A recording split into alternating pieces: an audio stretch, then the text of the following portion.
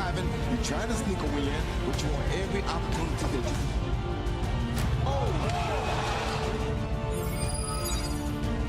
Good fighters, great fights. That's the mantra over at ProBox TV. We welcome you to our world headquarters in Tampa, Florida. It is Wednesday night, and that means here on your boxing channel, it is Wednesday night fight night. This is ProBox TV. We don't promote boxers, we promote boxing. We get things started with a 6-round super featherweight matchup. Jaycob Gomez, 10 months without a fight, but he said he's never left the gym.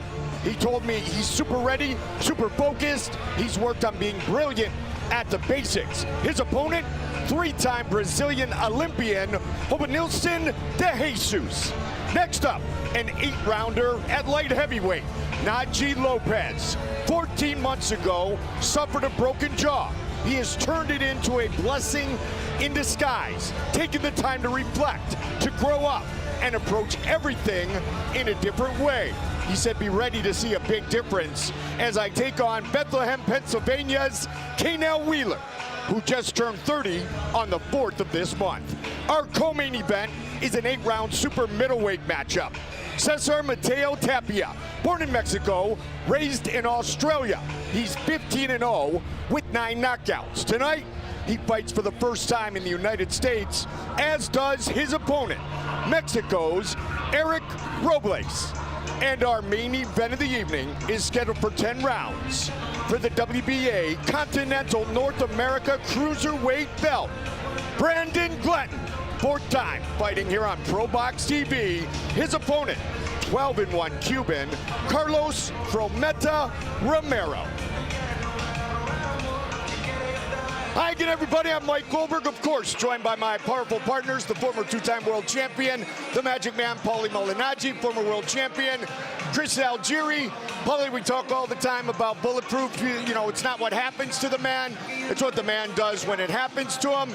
And with bulletproof, he keeps doing it the same way until the same way didn't work out the last 2 fights. So what will we see tonight? Well, that could be the enigma of a big puncher. You know, Brandon Glanton has shown to be one of the more exciting fighters you'll watch. Big puncher, can always deliver that big shot and end the fight on any given notice. But at the same time, he kind of suffers from that disease that some of these big punchers have suffered from, and that's that being spoiled and kind of relying too much on their power and not on their other skills to set up that power. Not that I know anything about that, but nonetheless, I can see the flaws some punchers have. They kind of spoil themselves and they go that way. Glanton is a very, very good fighter. It's just he's got to show some of those other intricacies, because just the power is going to leave you topping right here. But if you can figure out other ways to set up that power, now you can start to enter some of the higher levels of boxing. And Brandon Glanton told us he will continue to fight in a bulletproof fashion, but if he has to go to plan B, he's willing to do so, and he may have to do so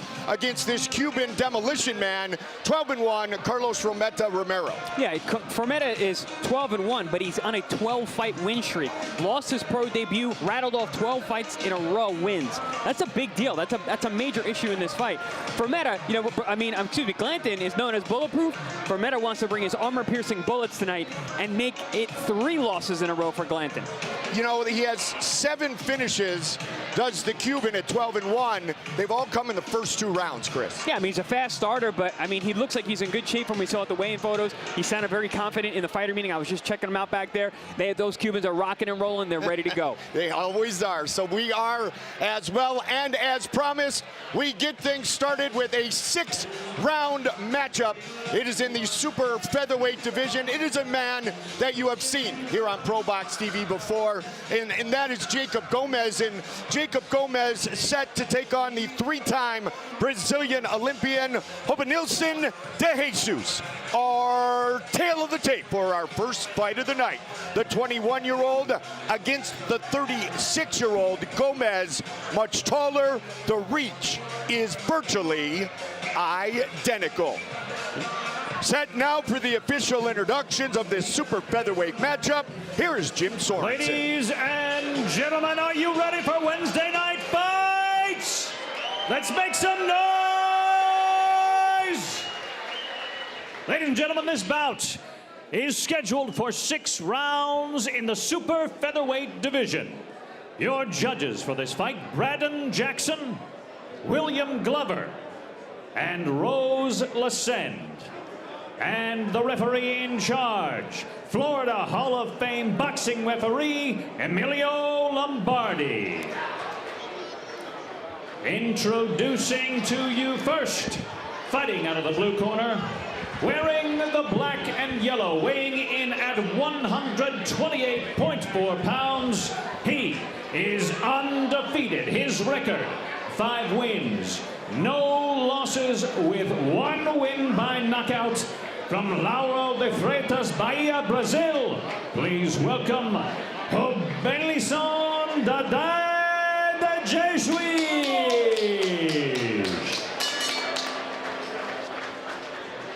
And his opponent, fighting out of the red corner, wearing the black with red, weighing in at 129.4 pounds, he is also undefeated. His record, 7 wins, 0 losses, with 1 draw and 5 wins by knockout. From Caguas, Puerto Rico, please welcome Jaycob Gomez.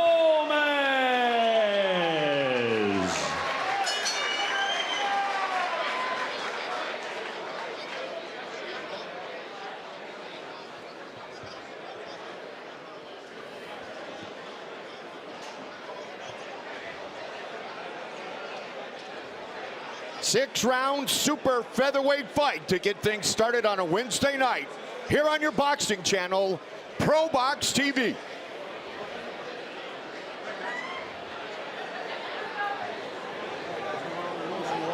All right? I want you to pay close attention to my commands, protect yourself at all times, touch them up, wait for the bell.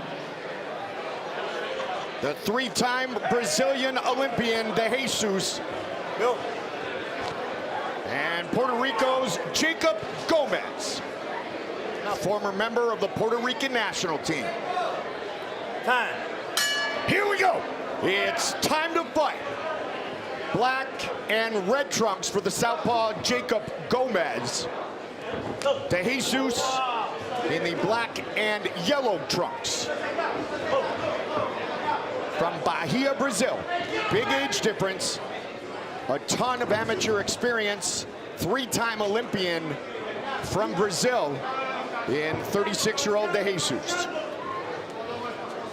Yeah, we've seen Gomez in the past. He's got a nice little boxing style. De Jesus is a little older, but of course he's going to have that confidence. You rate the Olympic Games 3 times. You're going to have that confidence. Gomez has that youthful energy, and here we see it. Going body head early. And let me tell you something, if you make the Puerto Rican national team as an amateur, you are a pretty good amateur too. And the quality of competition in the amateurs that De Jesus has faced is as good as any, especially being an Olympian on 3 occasions. Yeah, Champ, you mentioned the confidence from the veteran experience De Jesus, and we saw that under that combination from Gomez. He just stayed tight.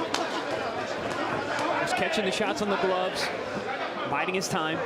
And Chris, as I mentioned, Jaycob has been out of the ring for 10 months, but yet has been in the ring, he said, 24/7, really breaking down his game and putting it back together and working on being more patient, and especially something to watch for his positioning, working on better positioning with Mark Ferre. Yeah, his head movement looks pretty good so far tonight. Getting under shots, just slipping just outside of shots. Very, very subtle defensive moves from Gomez. He's managed to avoid some of the big counters up from De Jesus. De Jesus is probably going to have to shorten some of those up. He's seeing them, but he's still a little wide, and Gomez is punching a little shorter and a little crisper. Oh, caught him with that right hand. Good check hook there from the southpaw position of Gomez. 4th professional fight against a fellow unbeaten for Robenilson de Jesus.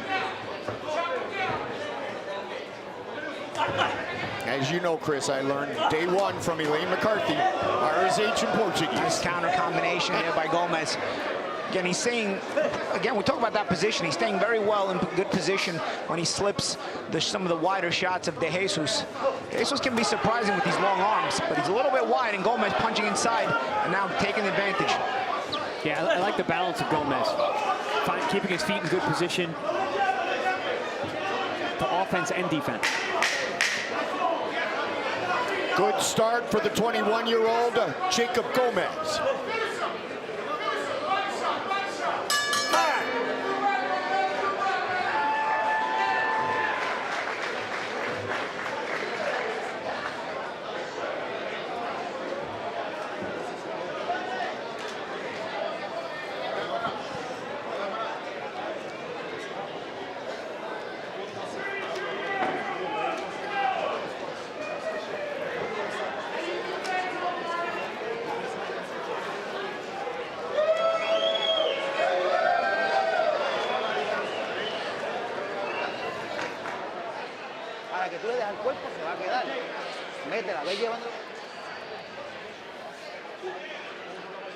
That combination, again, you saw the attempt of the counter by De Jesus. Missed, and Gomez keeps that position on that counter, on that slip, and then he's able to come back with that combination right there, which pretty much doesn't stop to the end of the replay, because he's able to keep that balance when he makes that slip.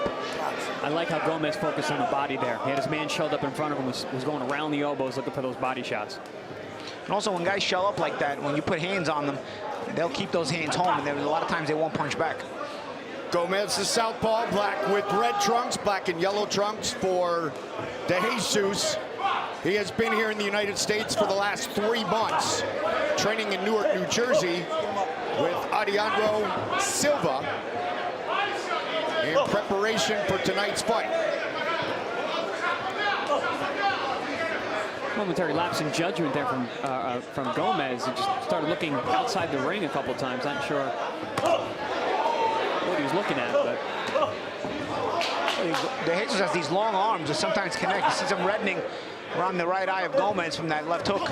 Adriano Silva did say, watch for De Jesus to be aggressive, to be technical, and keep an eye on the footwork as he follows up with the combination there. Yeah, De Jesus has a pretty tricky left hook. He throws it from the outside and the inside there, landing some nice shots over the top.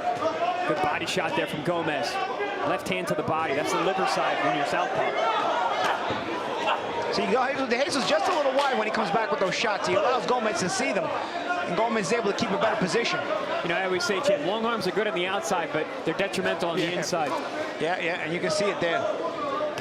Ooh, good left hand right down the middle, splits the guard of De Jesus. Also, Gomez's offense just a little bit crisper. De Jesus makes his awkwardness work for him at times, but Gomez just a little crisper, and even with the better legs and the bounce. That could also be with the age, due to the age of De Jesus. He's 36. Sometimes your legs aren't as stable as you're a little older, especially when you got three Olympic appearances. That's probably a ton of amateur experience. That's wild. Ton of fights. 2008 in Beijing, 2012 in London, 2016 in his home country of Brazil. His last amateur fight was in the round of 16 that year. He lost to the eventual silver medalist, Shakur Stevenson. Oh, wow. And like you said, Goldie, I mean, he hasn't had it easy as a pro either in terms of competition. No.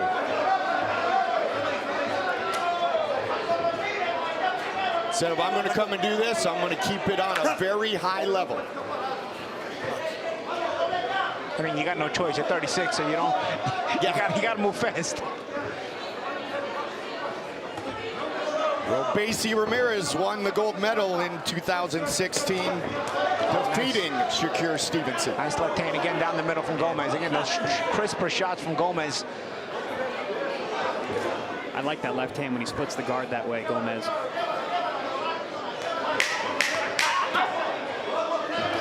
Seems like Gomez is also seeing more of De Jesus' offense as De Jesus comes in wide when he does attempt it.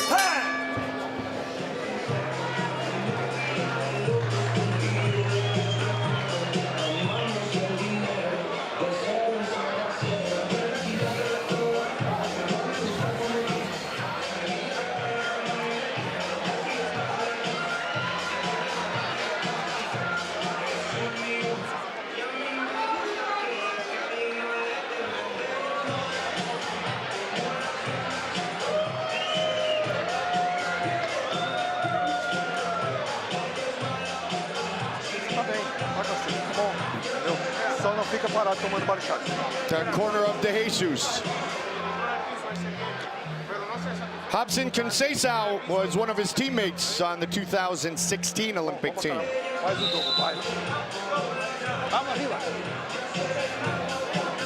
Cesar with a big fight coming up next month.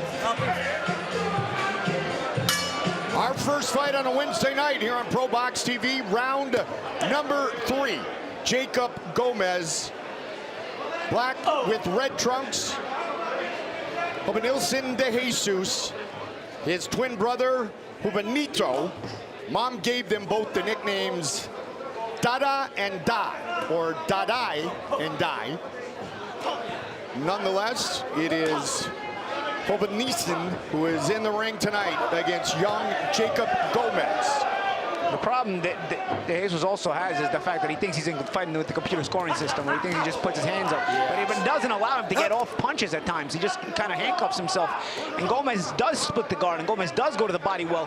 Things that in the pros will help you. Not to mention the computer system is gone now in the amateurs, but that's one of the reasons why. Hey, computer system or not, he's losing this fight. Because you got computer system, you got to land punches. Yeah. And Gomez is outlanding him as well. So many years, 19 different countries he competed in during his amateur days. De Jesus, how do you get out of that mode though, Chris? I mean, all but one of his fights professionally has gone the distance. How do you get out of the amateur and go to the pro mode? Listen, I mean, power is one of those things, either you have it or you don't. Doesn't seem like he's a very powerful guy in general. But you've got to be able to adapt into the pro style. You mentioned Robeisy Ramirez earlier. He's someone who's done it exceptionally well, taking that high-level amateur experience, bringing it to the pro game. He's starting to knock everybody out now. As he progresses as a pro, he's learning how to really punch. One of the things you also got to do, this is just boxing in general, you got to learn how to punch in between guys. With the computer system, a lot of times guys would just catch that you wouldn't score on them, and then they try to score the points on you. Punching in between is when you get the most better openings anyway. You also disrupt rhythm. He doesn't punch a lot in between except for kind of a sweeping left hook every once in a while, like right there. And also, Jake, when you punch in between, you got a better chance of hurting guys, because they're thinking about hitting you, and then you crack them, and you hit them with that punch they don't see. And it's also psychological, because that creates doubt. That created good shots here from Gomez again. That was actually a good counter from Jesus, but he just got rocked. He did big time. He did sneak one in early, Chris, but Gomez delivering punch after punch since that. But you know, Goldie, it's the power differential. We're talking about amateurs and pro styles, and Gomez is a much more pro style. 6 fights in 2022. This is first fight of 2023. And you know what really started that off was a body shot. Yes. And Gomez came right back, and that's another pro aspect that Gomez brings that De Jesus does not. Gomez ain't kidding. He really has been in the gym for 9 months. I mean, he was already a good fighter when I saw him last, but he's added some wrinkles here. And this is not an easy opponent. He's dealing with him really well. Boy's in shape, no question about it.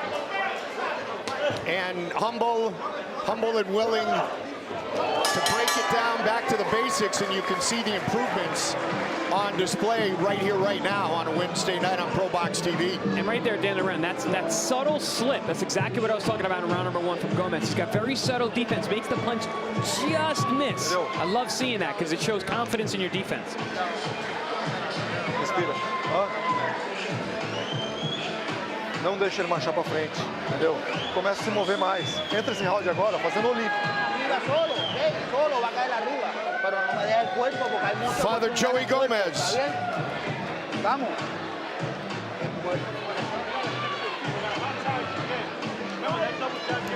Jaycob and Joey always say it's not father and son.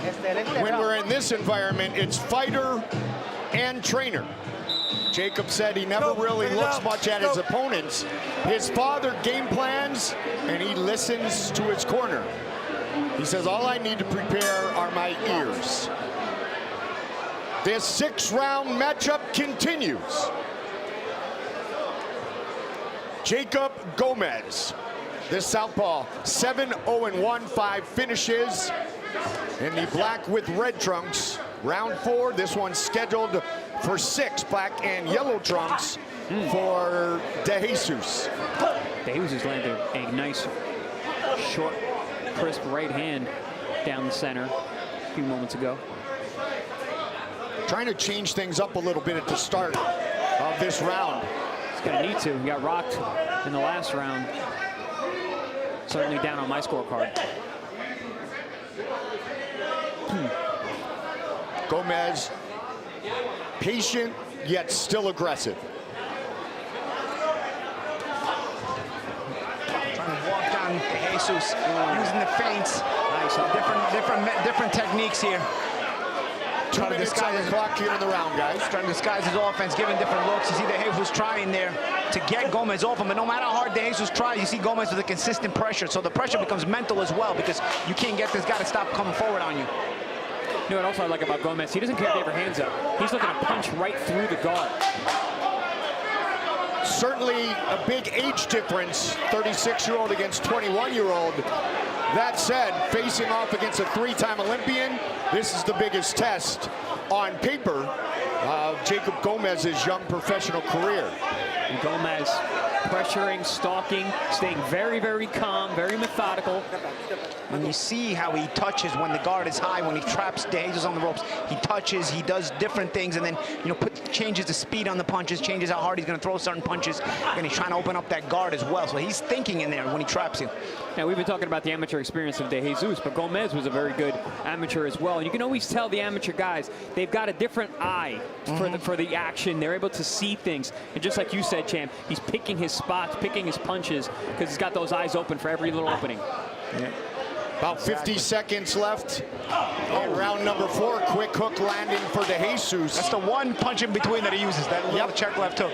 And also, he's landed it a couple times, Paul. Yeah, Gomez ran into it twice so far.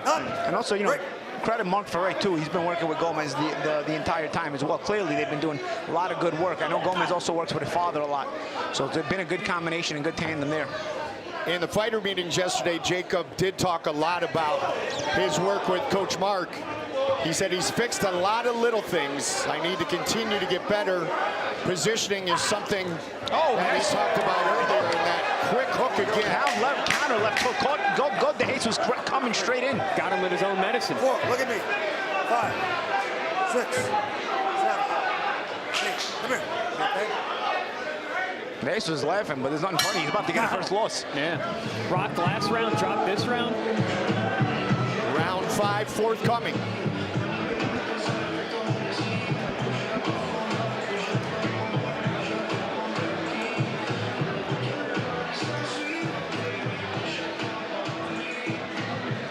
Actually a little bit of a push. Is that the one? Yeah, that was a cuffing shot. Yeah. Cuffing shot. Maybe that's why he's laughing. I can't believe it's going to be a knockdown. No, was that the one? Yeah, that's I the guess one, so. Yeah. No, I mean, that was a cuffing shot. I'm surprised he didn't argue that more. Maybe he doesn't speak English, so him laughing. It doesn't matter. This isn't the amateurs, bro. That's a big deal. That's not just like that's not just a point score like a punch. That's a whole round. 147 amateur fights for 21-year-old Jaycob Gomez. Oscar Valdez, Ramirez, Michael Conlon, amongst the many opponents in the amateurs for Robenilson de Jesus. Round number 5, this one's scheduled for 6. 5-0 de Jesus against 7-0-1 Gomez. Jaycob pawing that jab out to start this round 5.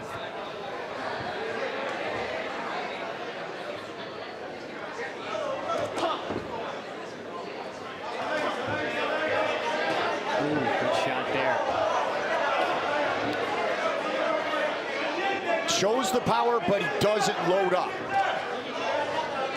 He was loading up early, especially in round number 1, but from here on, he's been really, really focused on landing the right punches. Oh! Big swing and a miss. Just missed. And that's one of the things that we were talking about, guys, with Coach Mark Ferre. One of the things that he's been working on with Jaycob Gomez. Economy of motion. Gomez is to just be careful when he throws that left hand, that counter. Sometimes he drops that right hand. Right there. And there's a sweeping left hook coming from De Jesus. It's the one shot, like I said, he uses in between shots. Gomez is to be careful with that low right hand. There it is again. De Jesus has spotted it. The issue is De Jesus does not have the power. He's not a puncher. Good combination by the Brazilian there. Round number 5. This super featherweight matchup scheduled for 6 rounds.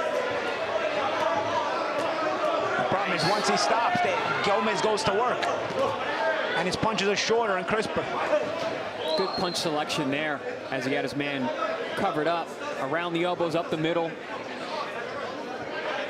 First fight at 130 pounds for De Jesus. He weighed in officially at 128.4, just under a minute on the clock here in round 5.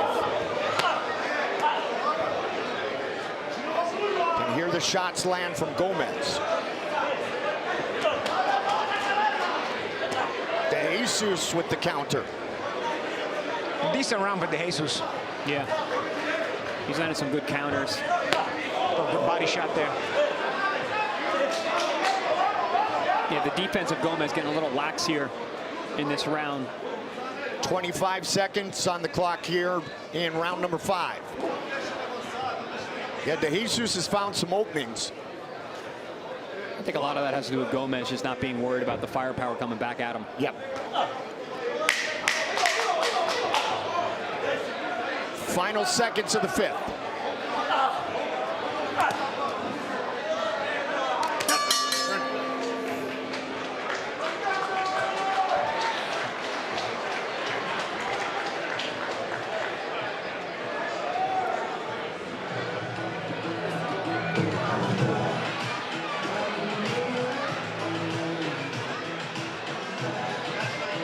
No puede pasar en esto, ¿ok? Sí. No puede pasar, Jaycob. Vamos a reaccionar, ¿está bien? Vamos a reaccionar, ¿está bien? Estamos bien. Vamos, este es el último asalto. Tú tienes aire, tú entrenaste para esto.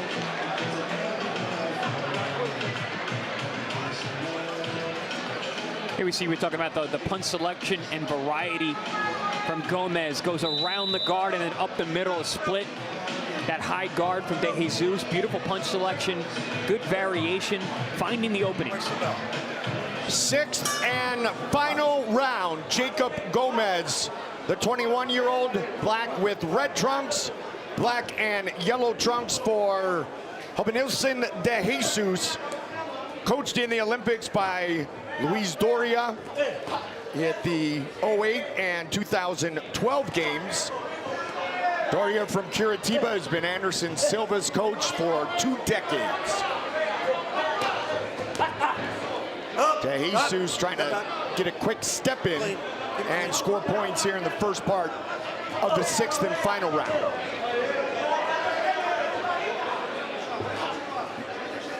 Doria was the Olympic coach in Athens, Beijing, and London for Brazil.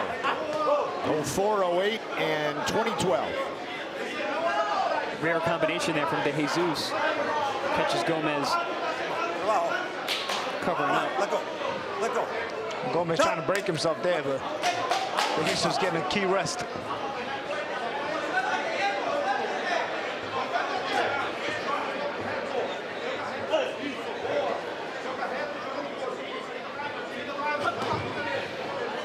I had mentioned that the defense getting a little lax from Gomez last round, thinking that maybe it was because he wasn't respecting the firepower, but he might be actually getting tired because he's throwing a lot less punches here in round 6.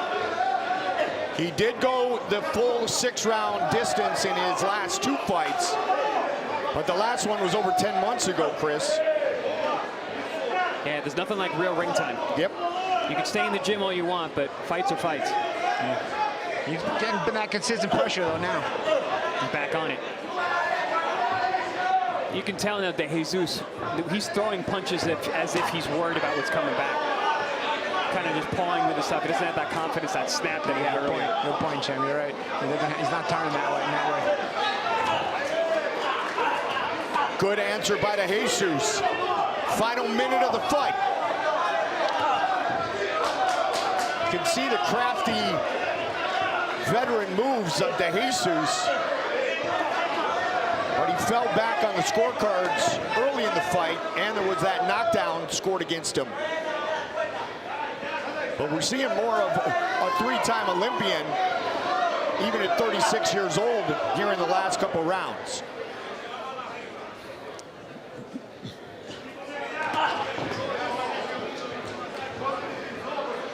20 seconds.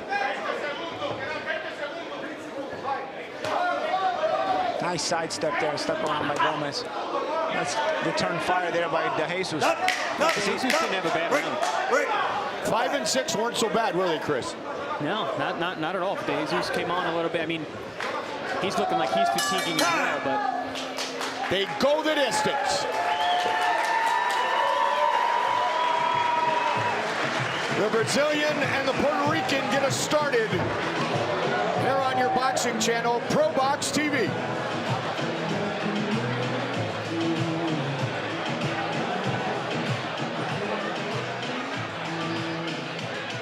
fast-paced fight. So as it started out, Gomez came out, guns blazing in round number 1. A lot of covering up early from De Jesus. There we saw a nice little check right hook from Gomez.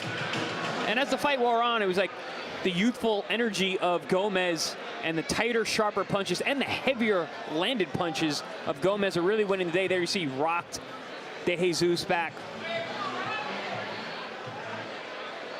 Round 4, 5, and 6, De Jesus came back a little bit, landed some good shots there. You saw a nice straight right hand, but that knockdown there, which from our replays didn't look like a true knockdown, but scoring-wise, that's going to count. That's a nice combination there by Gomez. Brown getting around the guard and then between the guard. Yeah, like I said, that punch variation and his ability to pick his shots, very, very impressive from the young Gomez. Ladies and gentlemen, after 6 action-packed rounds, we go to the judges' scorecards. Judge Rose Lesend scores the bout 58-55. Judge Brandon Jackson scores the bout 59-54, and Judge William Glover scores the bout 60-53 for the unanimous decision for Jaycob Gomez. Unanimous decision victory for 21-year-old Jaycob Gomez in his first fight of this calendar year. And we did see the evolution continue for Jaycob Gomez. And Paulie, we've been watching him a long time. Oh, yeah.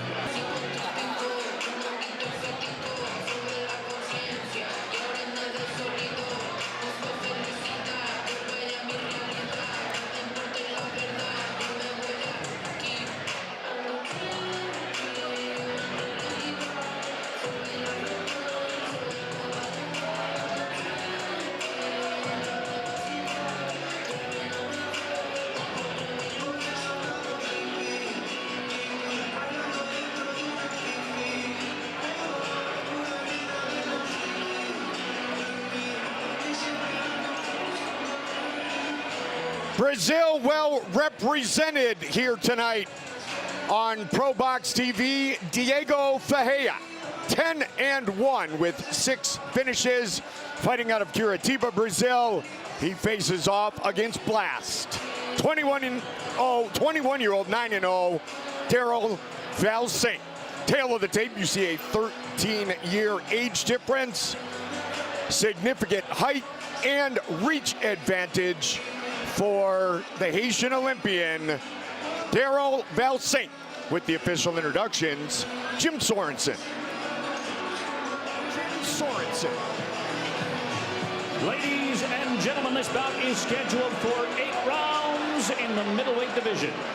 Your judges, Rose Lesend, Jacob Rust Sr., and Brandon Jackson. And the referee in charge is Emil Lombardi. Introducing to you first, fighting out of the blue corner, wearing the black and gold, weighing in at 157.6 pounds. His record, 10 wins, 1 loss with 6 wins by knockout. From Curitiba, Paraná, Brazil, please welcome Diego Mexicano Viera.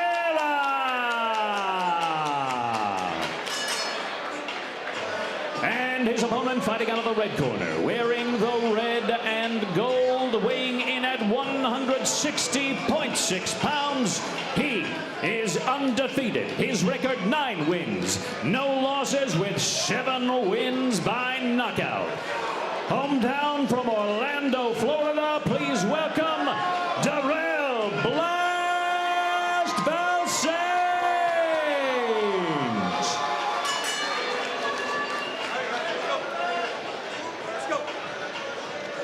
8-round middleweight matchup between Mexicano Diego Fajeda. Fight out of both of them. Pay close attention to my commands.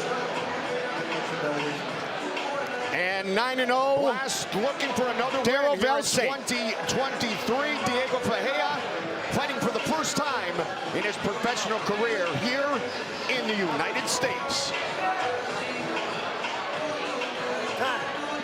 Here we go. It's time to fight. Valsaint in the red and gold trunks.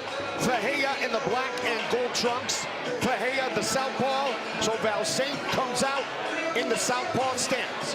Mike Goldberg, the Magic Man, Paulie Malignaggi, Chris Algieri, ProBox TV. Get to watch Chris, one of your very favorite fighters we have here at ProBox, Darrelle Valsaint. Yeah, that's for sure. I was very, very impressed with him last time out. He's a two-fisted knockout artist, can get you with either hand with very impressive skills. I like the old school drums on Valsaint too, a little high Hagler style, you know? Yep. He's always doing.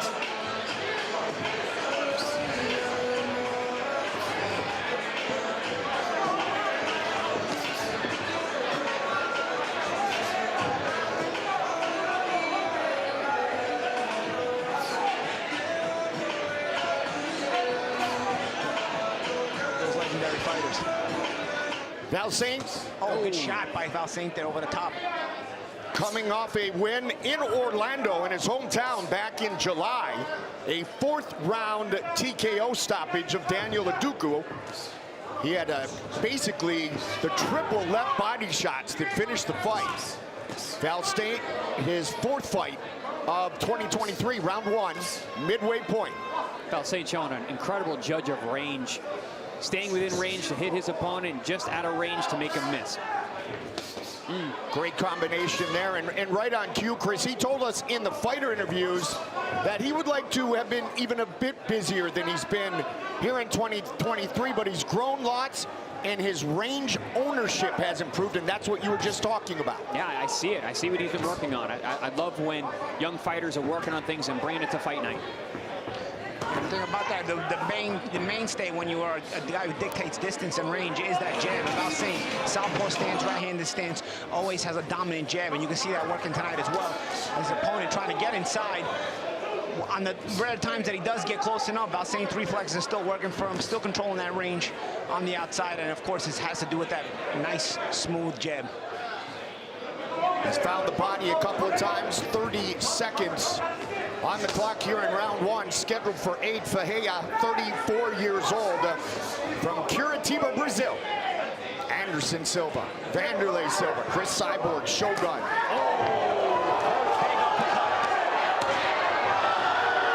Big shots by Blast.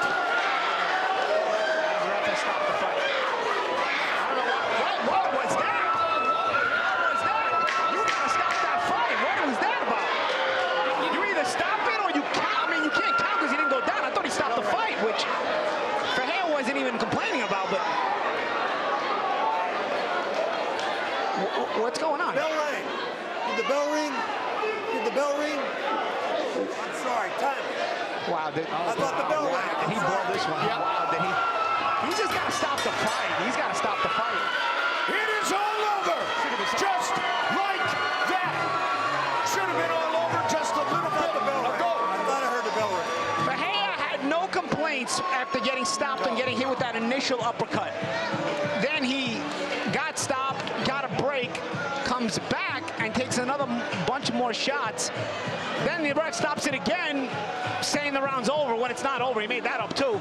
And then he makes him take another few more shots. Fajeda never even threw another punch. I mean, he was gone. So, Paulie, can we add 3 KOs to Valsaint's record off of this one? I mean, you could basically, essentially do that. I mean, here's the start, what I thought was a stoppage. I don't know what he's doing there. I mean, we know Valsaint's doing. He's throwing a smooth uppercut there. See, because, you know, that's what happens when you're a little bit too squared up. You're opened up for those uppercuts, and Verheer was there, and Valsaint clearly saw it. And this is the I guess we call it the second stoppage, right? I mean, Valsaint, he's throwing shots, good body shot and head shot. He sees that stoppage. That one's when he sent him to the corner, I think. I don't know. I'm confused. Well, but beautiful punch selection from Valsaint once he had him hurt. We gotta get the ref a coffee. Maybe he's still sleeping. To wake him up for tonight, because there's other fights for the rest of the night. We don't want him. You know when you're driving and the car gives that little buzzer, like attention. Yeah, we got that with the ref. Somebody bring him a coffee. Nice smooth performance by Valsaint again. Really, I mean, it's not just that you get the stoppage. You got a lot of guys get stoppages early in their careers, but it's the way Valsaint goes about running his business. I mean, controlling range, like you guys may alluded to, using the jab. He's not just a guy who's overwhelming guys by just throwing a bunch of power punches and overwhelming a lesser fighter. He's actually setting them up beautifully. These are specific kind of knockouts that on paper you're not going to see, but you see it when you watch this guy work. Beautiful work. Jim Sorensen. Jim Sorensen. Thank you, Paulie.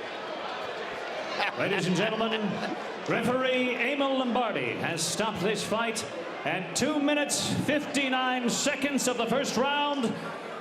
The winner by knockout, Darrelle Valsaint.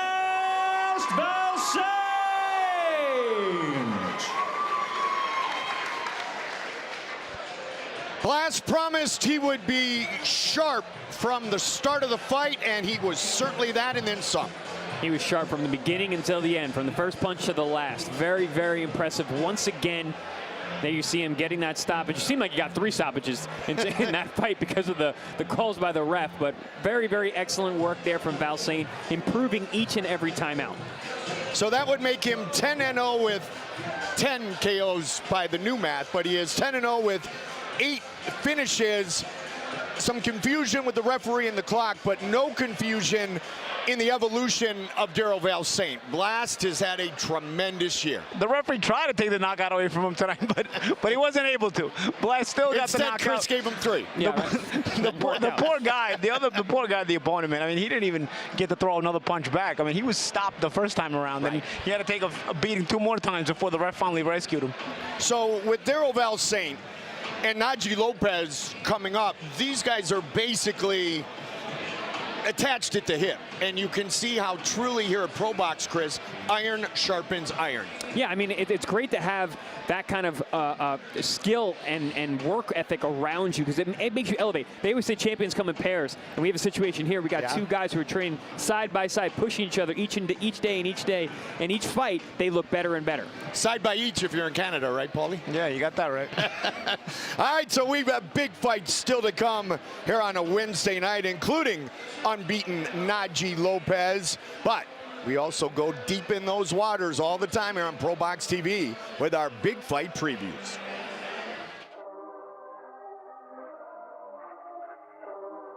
I also wore a special shirt today because I know I'm feeling like this is I'm up against it here today with a little bit of a I can sense some politics being played here. The fix might be in. Fair but firm, guys. I want all the fans at home to put in the comments if they feel how fair this is. This is already now looking like it's going to be fair today. Chavez had the undefeated streak. It was going to come to an end. It was a big deal. It was on the verge of coming to an end. This vaunted undefeated streak. Taylor is dominating the fight, and then boom, he rescues the streak, and he ends up continuing it for 25 more plus fights. Wow, guys, that was a good one. Let me guess. That was a good opener. Good opener. That was a good one. Look, you guys agree. You make it easy to score an even round. We've got an even fight after 2 rounds. I thought I had that one in the bag, like no question. Leon Spinks did absolutely nothing in his career aside from beat Ali. All right, he did the amateurs. He won the gold medal in the amateurs. I'll give you that. But I'll tell you what, he didn't do a lot after that. He got knocked out by Larry Holmes, I believe. He didn't accomplish a lot. So if we're gonna downplay Layla's career, we got to downplay Leon even more because he beat an old Ali, and that's it. Okay, so nonetheless, he gets the recognition. He gets to be in this conversation. But Layla and Muhammad are both among greatest of all time conversations and debates. So that is exactly what Paulie meant to say. He said it with authority, so it has to be true. All right, time for 7-0, 24-year-old Najee Lopez. He is going to fight Khaineel Wheeler from Bethlehem, Pennsylvania. Our tail of the tape for this 8-round light heavyweight matchup. Wheeler, 6 years the elder of Lopez, who is 2 inches taller and will have an 1.5 inch reach advantage. Scheduled for 8 at light heavyweight, and with the official introductions, let's get it to Jim Sorensen. Ladies and gentlemen, this bout is scheduled for 8 rounds in the light heavyweight division. Your judges for this bout, Jaycob Rust Sr., Brandon Jackson, and William Glover. And the referee in charge, Gene Del Bianco. Introducing to you first, fighting out of the blue corner, wearing the white with green, weighing in at 172.4 pounds, his record, 7 wins, 3 losses with 6 wins by knockout. From Bethlehem, Pennsylvania, please welcome Khaineel Wheeler.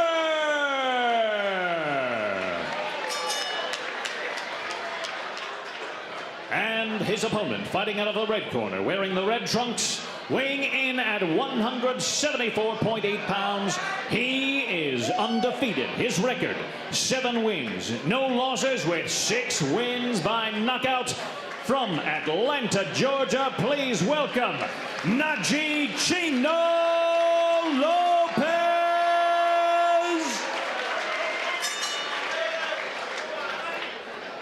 Gentlemen, blue, red.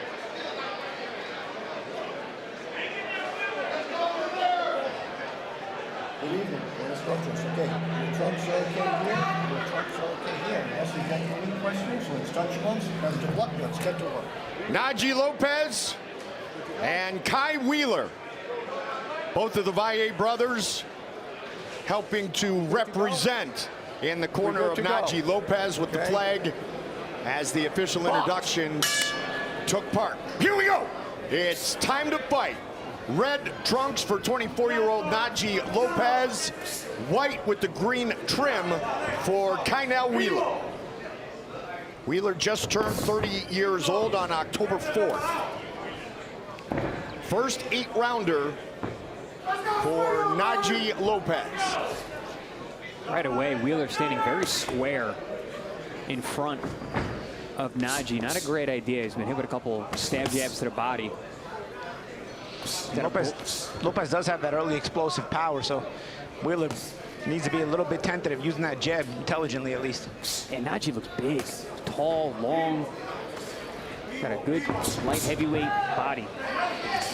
Oh, big right hand. Just like that, they're going to say it was a slip.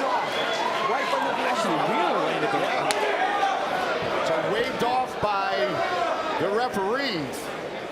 I will tell you that Kai Wheeler said, tune in and don't blink. Maybe that's what he was talking about, Chris. I mean, he is a puncher. He's got 6 KOs and his 7 wins. Yes.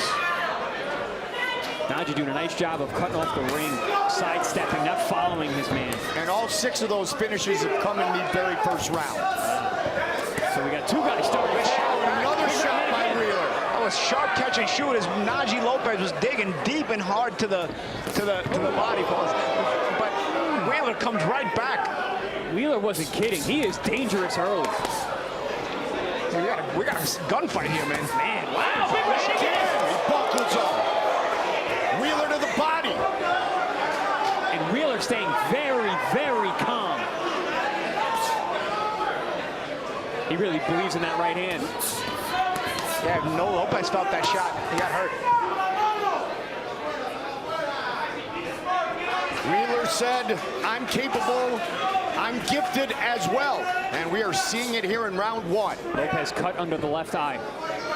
Wheeler's staying really, really calm. Also, he has his poker face on, like, as if nothing's going on, like he's in an IBM meeting. And he got hit with some big shots early to the body as well. And he, like you said, he's poker face is there. Yeah, you know, you got to credit Wheeler for weathering that storm and staying calm enough to then start punching in between Lopez. It's not just like he just weathered it and didn't do anything. He started punching in between Lopez's high-octane attack that Lopez has and ended up getting his respect there. I can't help but think about that formerly injured jaw of Najee Lopez, if that's affecting him at all tonight. It was in August of last year. Actually, kind of a odd way in which the crack in the jaw occurred. He had a wisdom tooth that was starting to be exposed, and that did the damage in a combination at the bell by Najee.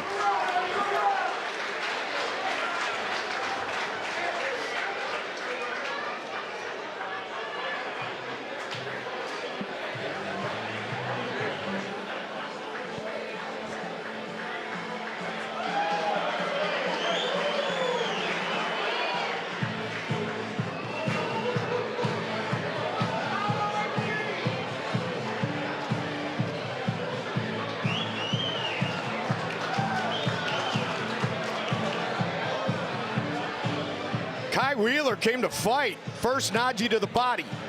Yeah, some of the work here from punch right back in that first round. Yeah, that was a nice catch and shoot there. Yeah, that was a little bit of a delay on the shoot though. Nice comeback with a body shot uppercut, and then he started getting aggressive there, but back and forth, good shots there. You see it again. Short shot there. Paul, you spoke in previous fights about punching in between guys. That's exactly what Wheeler was doing, catching Najee with shots he wasn't seeing. Round number 2, Lopez in the red. Wheeler, who said tune in and don't blink, in the white and green. Yeah, when Wheeler came out, I said he's got like an old school look to him. Looks almost, and the way he's fighting, he's almost like a Tommy Hearns type guy. He's got that cracking right hand. Born in Easton, Pennsylvania, lives in Bethlehem, Pennsylvania. Makes me think of the Easton assassin, Larry Holmes, one of the best jabbers ever. You got that right.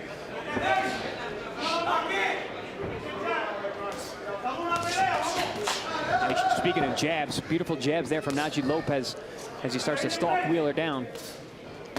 Ooh, tell you, Wheeler's tricky though, man. Yeah, even that straight right hand comes out real smoothly, no hitch, nothing.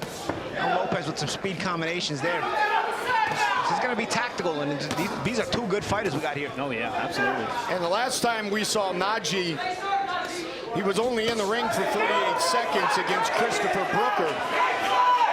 Najee wanted more work. He's going to get some work tonight from Khaineel Wheeler. Lopez loading up now in the corner. Hey, nice double left hand there by Lopez, finding the opening.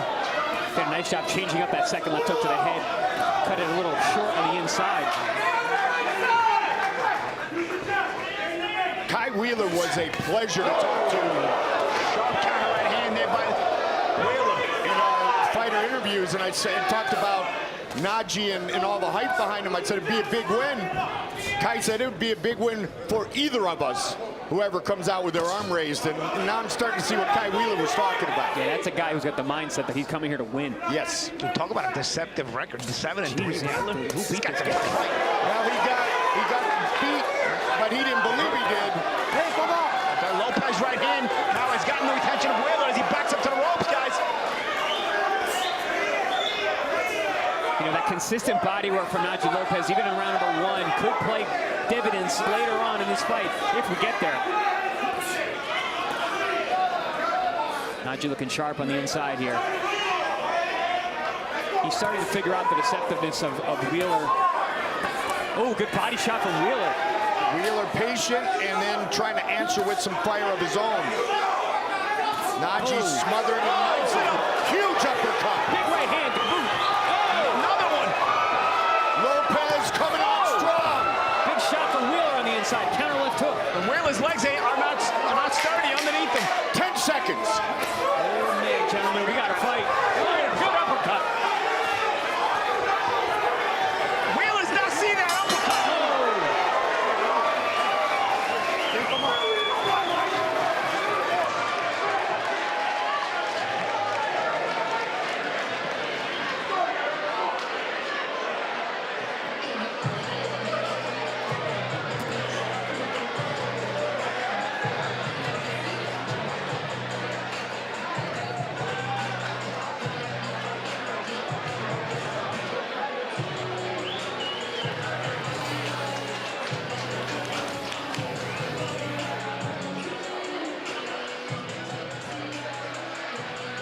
I feel like that whole round was an instant replay with how many great action-packed moments we had.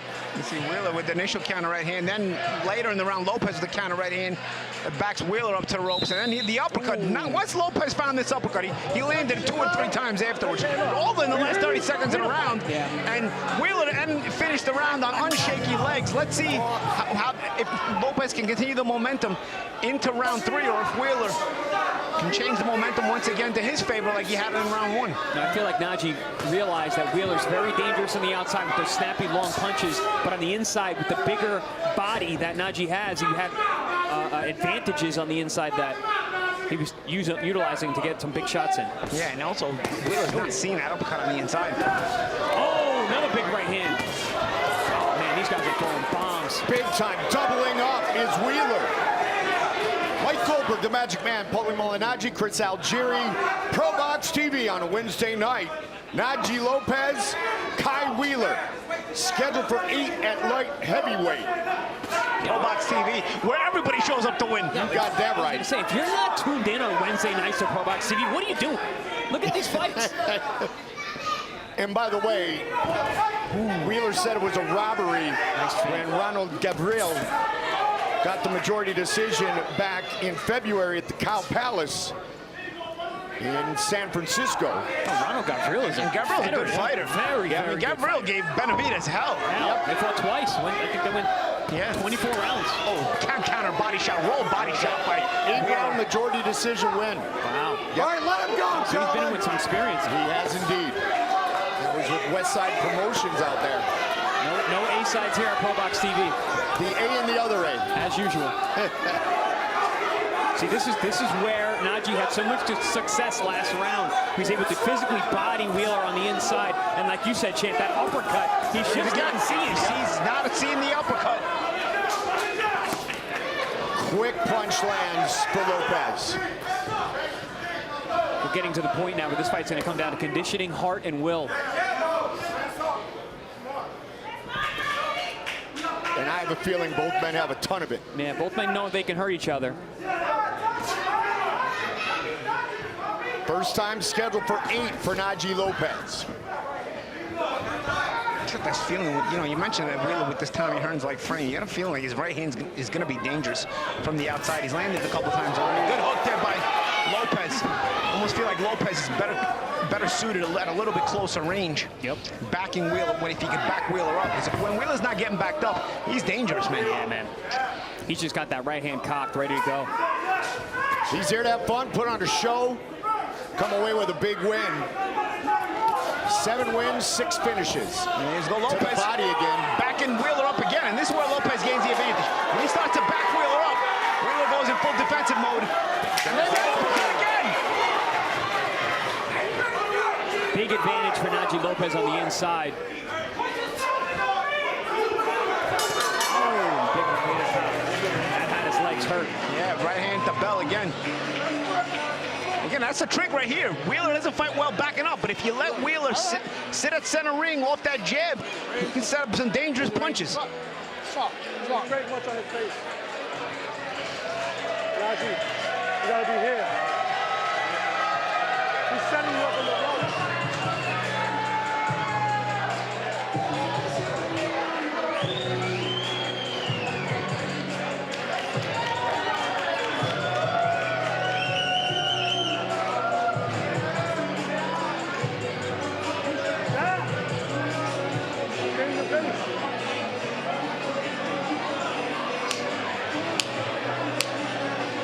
Marshall Kaufman in the corner of Khainell Wheeler. Mark Ferre in the corner of Najee Lopez. Najee said, I'm excited to be back. Both men putting on a show. Lopez in the red trunks, white and green for Wheeler. Round 4 scheduled for 8. Najee said, I've been rebuilding, breaking it all down, putting it back together. I am back and I am way better than ever. 1-1-2. Just missed. Wheeler saw that, was able to turn his head offline. Yeah, that caught more of the shoulder. Nonetheless, again, Lopez trying to get Wheeler backing up. Because if you don't get Wheeler backing up, he gets dangerous. Yeah, see, you're right, Jim. Wheeler can see punches coming from the outside. The inside, he just doesn't have a radar for those uppercuts and hooks around the gloves. Wheeler said he introduced himself to Najee before the weigh-in, said Najee's got some good vibes we're going to put on a show. I think Kai was very accurate in that statement. They have put on a show thus far. Good sportsman. Lopez looking for his 7th career finish. I was saying how last round there was a shot that bothered the legs of Wheeler, but they looked like they got back the way he's been moving thus far in this round. Najee loading up. Body. Wheeler looking to answer. Midway point of round number 4.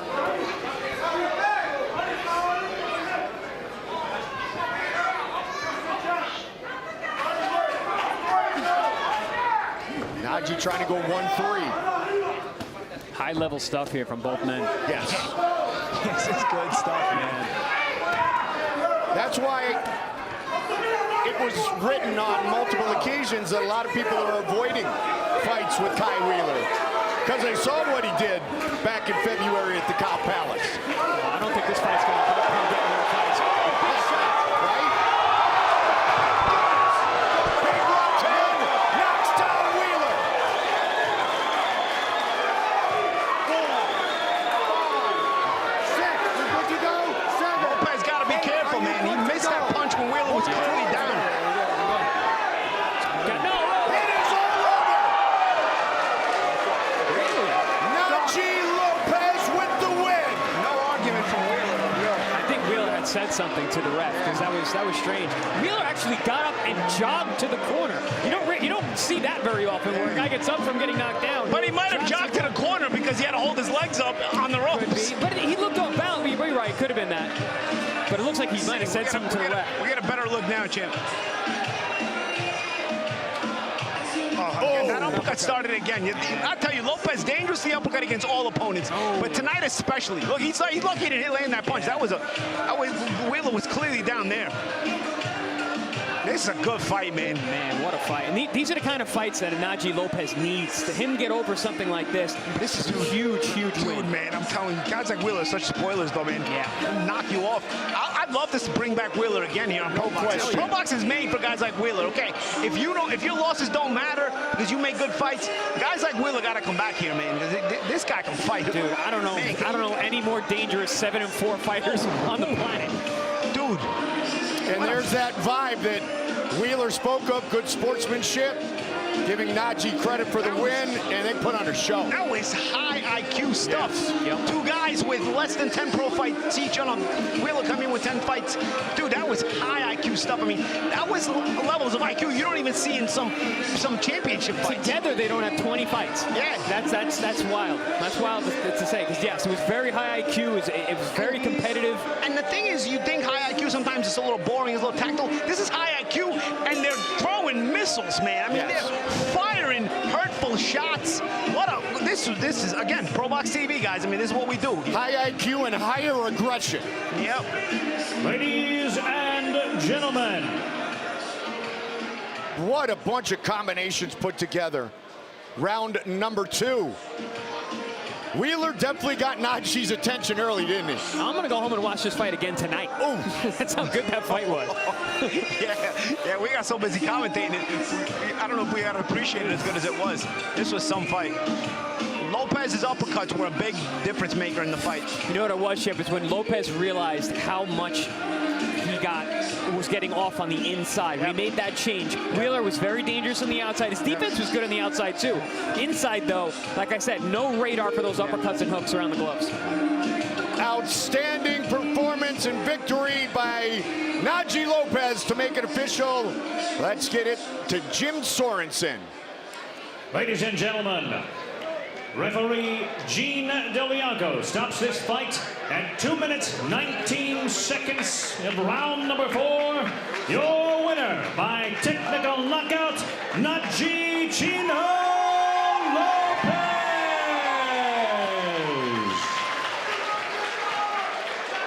Najee Lopez, watching that fight tonight, was facing the biggest challenge of his young professional career And it was even bigger than he thought walking in when he got hit in that first round. Goldie, as high as I've been and am on Najee Lopez, I am worlds higher, because that's the kind of fight you need early on. To overcome that, what happened to him early in that fight, getting hit with those big shots over and over again, having a guy with that level of danger, figuring it out, making an adjustment, finding a way to win, that's what I'm talking about.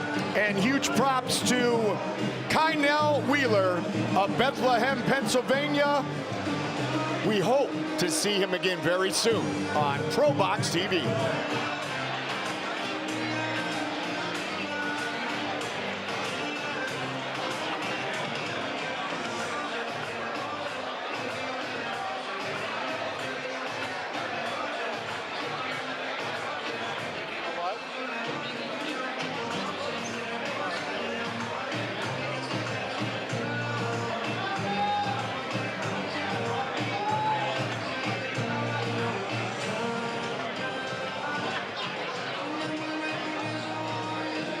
This show will go on here in our world headquarters at ProBox TV, 24/7, 365. We are your boxing channel. We not only give you great action inside the ropes, but we also bring you great discussions like Deep Waters, big fight previews, sparring sessions, and outside the ropes, which is where Paulie and Chris sometimes spar outside the ropes. Who will find a way? And UFC is providing that element of it, and they're doing it in more competitive ways in a consistent basis. We also don't have enough characters. I mean, Conor McGregor in the UFC is a stone cold character. You know what I mean? Like he's actually so good. I mean, great that I don't know if boxing will ever have that dumb of a fan base that you don't even have to win a fight and still be the most popular guy in the sport. Conor McGregor is the most popular fighter in the UFC. He hasn't won a fight in ages. I don't even remember the last time the guy won a fight. If I know anything about boxing and boxing promoters, they're probably going to start it out exclusive. They're coming into a new venture, and knowing PBC and Al, the deal's probably already done. I was thinking something, you know, we're talking about how we don't make the competitive fights, right? Boxing doesn't make the competitive fights. And it's because promoters have a hidden agenda. They need to keep certain fighters winning, like your Canelos of the world. You know, he's money for everybody. So let's keep him in a groove. Even if he looks like he's sliding, let's put him in winnable fights, right? And we've seen that in the past as well with certain other fighters, generational fighters. And so you're trying to create this mega star as opposed to just building up on the sport as a whole and keeping it consistent. You know what the problem here is? Promoters. The fan base in boxing is moving across the street to the other restaurant, like Teddy said. Paul, but you touched it on both ends. You said the promoters are the problem, but also in ProBox, we don't care who wins. Like you said, the promoters are protecting a certain guy. We don't care who wins. That's why we have such consistently good fights.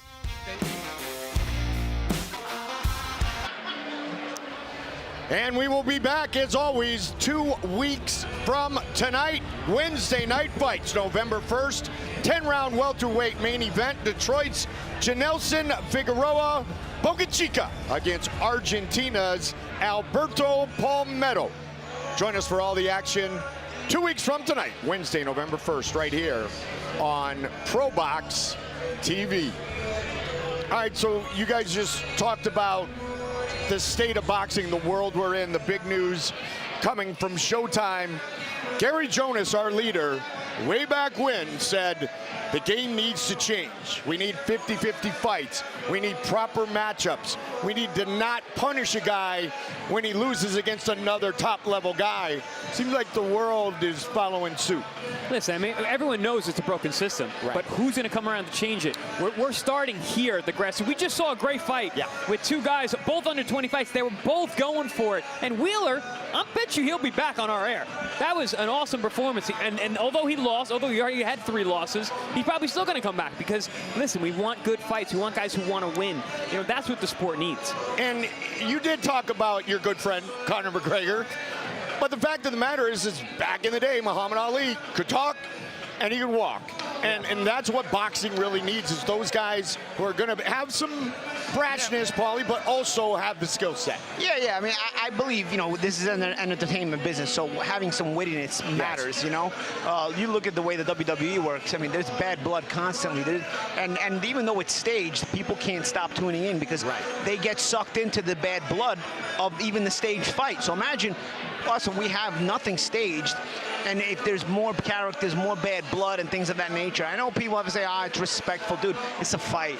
You know, bad blood is good for the sport, you know? And if you know how to do it in witty ways like McGregor, you don't even have to even win. Hey, I'll tell you what, the guy who wore the black hat as well as anybody in the early days was Tito Ortiz. Yeah. Tito Ortiz, you either wanted to see him win or you wanted to see him get his butt kicked, but either way, you press that buy button. People still turn in to see the heel. Yeah. Whether it's win or lose, but there's drama. People love drama. That's what reality TV is. Basically watching reality TV where guys get to punch each other in the face. And Mayweather did the same thing. Yes, indeed. Yes, indeed. So the good news is that boxing is going that way, and we're very proud to be part of the new motion to put boxing in the fashion that it should be for the fans, the loyal fans who have watched combat sports for decades. We're going to keep giving you fights like you just saw a moment ago, and still two great ones to come, including our co-main event of the evening. And it is a Mexican against a Mexican, but in Cesar Mateo Tapia. He was born in Mexico, but moved to Australia at age 4. Record of 15-0 with 9 finishes. Eric Robles, first fight tonight in the United States. 9 wins, 8 finishes. This one scheduled for 8 at super middleweight. Should be spectacular. Our tail of the tape for this, our co-main event of the evening. The 25-year-old, born in Tijuana, 6 years younger than Robles. He's a bit taller. The reach is identical. It is our co-main event of the evening. And once again, with the official introductions, let's get it up to Jim Sorensen. Ladies and gentlemen, it is now time for our co-main event of the evening. This bout is scheduled for 8 rounds in the super middleweight division. Your judges for this fight, William Glover, Rose Lesend, and Jaycob Rust Sr. And the referee for this fight is Gene Del Bianco. Introducing to you first, fighting out of the blue corner, wearing the red and black, weighing in at 167 pounds, his record, 9 wins, 2 losses with 8 wins by knockout. From Tijuana, Baja California, Mexico, please welcome Eric Pantera Robles.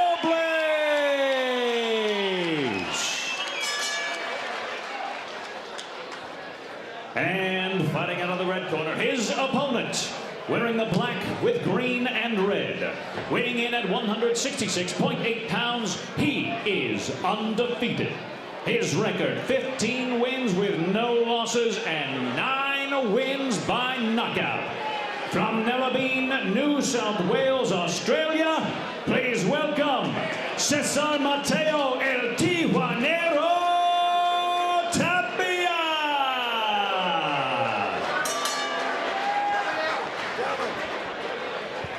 We discussed this rules in the dressing room. It's an 8-rounder. Your trumps are okay here. Your trumps are okay here. Unless either of you have any questions, let's touch gloves. Best of luck. Get to work. Wait for that. Wait for that.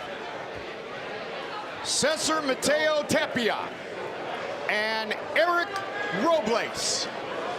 Fight scheduled for 8 rounds. Here we go. It's time to fight. Black with the green and red for Tapia. Red and black trunks for 9-2, 31-year-old Eric Robles. A very game fighter, likes to come forward, aggressive. A Mexican fighter with those traits. We've never seen that before, have we? I've actually been really excited to watch Tapia because he's, I mean, if he turns out to be the goods, he's got 2 boxing cultures that are very, very strong, huge fan bases in Mexico and Australia. So what do we call him? Is he a Mexican-Australian or Australian-Mexican? Oh, yeah. Right hand. Right on cue. He's a guy who's got some power. 6, 7, 8. Good start for Tapia. Well, his mom is half Peruvian. Tapia feels it early. counters there by Robles as Tapia missed another attempt at a counter right hand, and Robles countered that.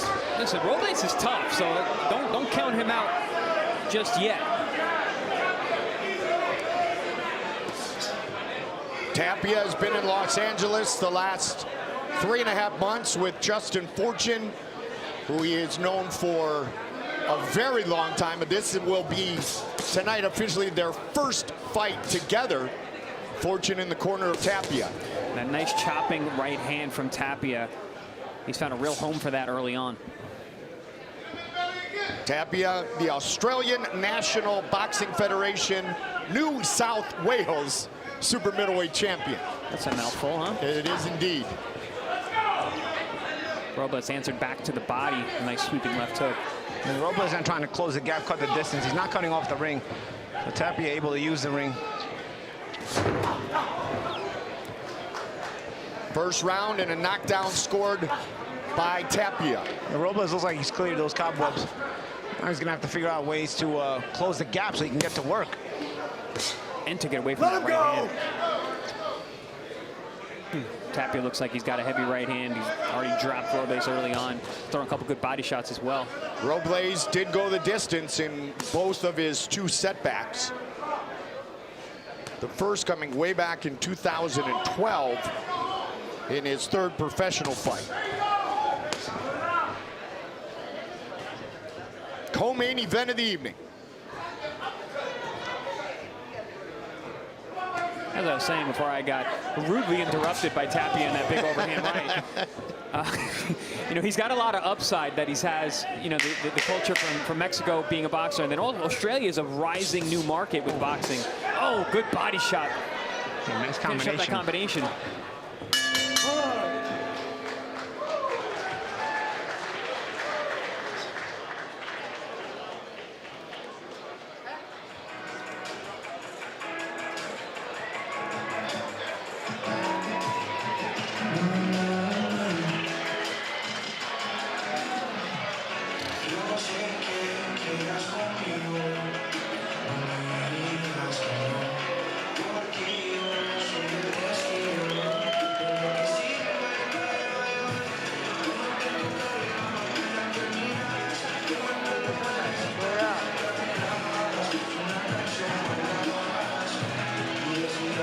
Over the top. He looks like it hit him on the temple a little bit. Yep, top of the head.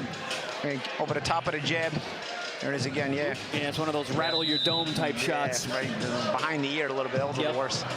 Twist your neck and then whoop, next thing you know, you're looking at the canvas. So it actually hurts. Like getting hit on the chin, you get wobbled, doesn't really hurt. But man, you get it behind the ear, your head hurts.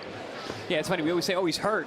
It's not because they hurt. It just affects your body. Yeah, but behind the ear, it hurts. Yeah, it hurts. Your head hurts. The equilibrium takes a swing, doesn't it? Yeah, big shot. Those sting for a couple days. You get those knots in the back of your neck. Chris, you were talking about the culture and the great boxers out of Australia. Yes, Tapia is very close friends with Tim Tszyu. They have sparred a ton. Sparred during COVID. Said, hey, we had each other, so we went to work. Robles is caught, guys. And Tszyu, of course, with the 12-round unanimous decision win to retain his WBO super welterweight belt over Brian Mendoza. Yeah, very game, Brian Mendoza. That was a good fight. Sure was. Sure was.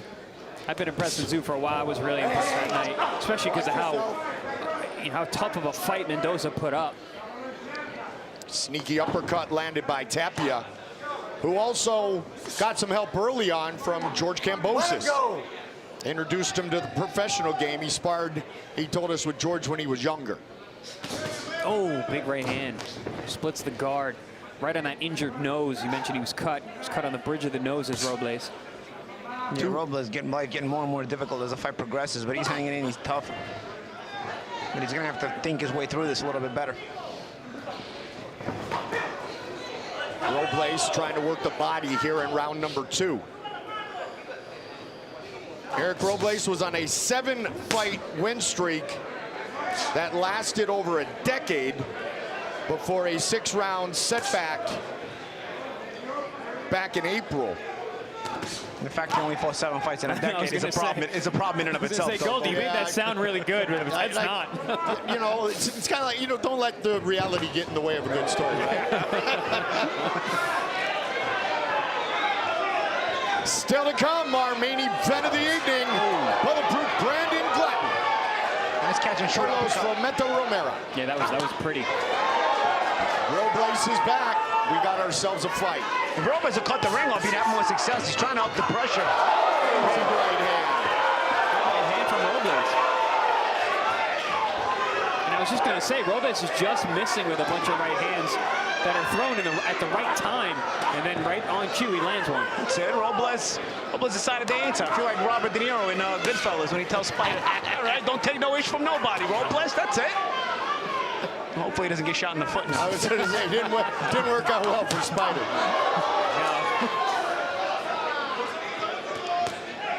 I like though. Robles came out of pocket a little bit, woke up, and threw some shots, landed some good shots. Comes right back. All right, we got a fight.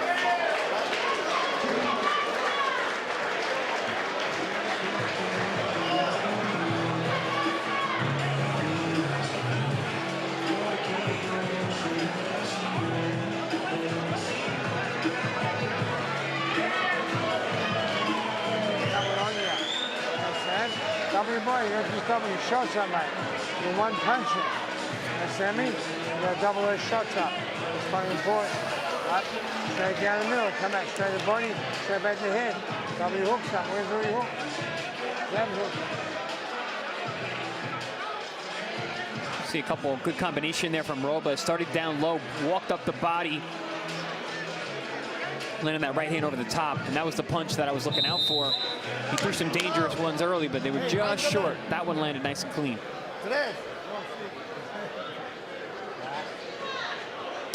8-week camp in Mexico for Robles.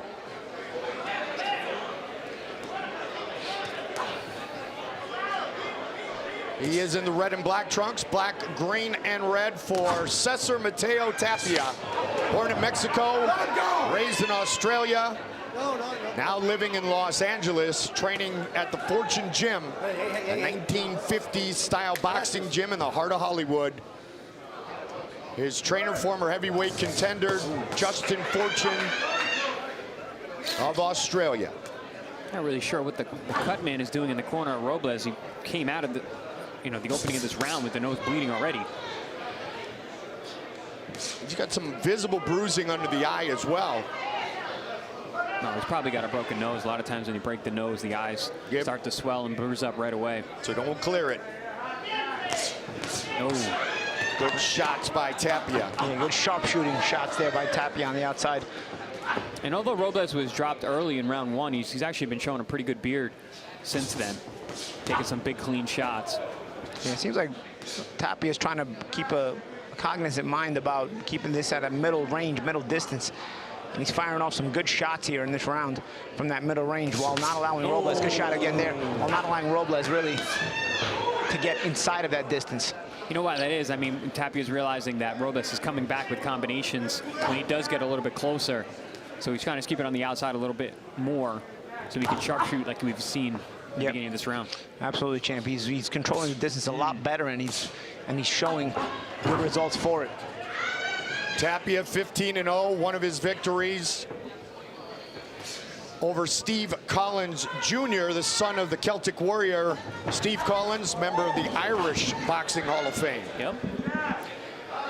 The most successful male Irish boxer in recent history. And Paul, we've spoke about Tim Tszyu and how we like his fundamentals. Tapia looks like he's a pretty good fundamental boxer as well. Yeah, he's got some good tactical boxing here. Good reflexes too. Yeah, I was going to say good reactions there. And Paulie and Chris, in the fighter interviews, Tapia did talk at length about Tim Tszyu and the close friendship they have and the time that they've worked together. Not a bad guy to work with. And Tapia, who's got Tijuana on the back of his trunks, throws a vicious series of body shots. You cannot have Tijuana on your trunks and not be able to throw a good left hook to the liver. You got that right. He just delivered a nice one. He said, I may have moved to Australia at age 4, but we're both from Tijuana. That's cool. And Robles is definitely looking like a guy from Tijuana right now. Tough, rough, and bringing it.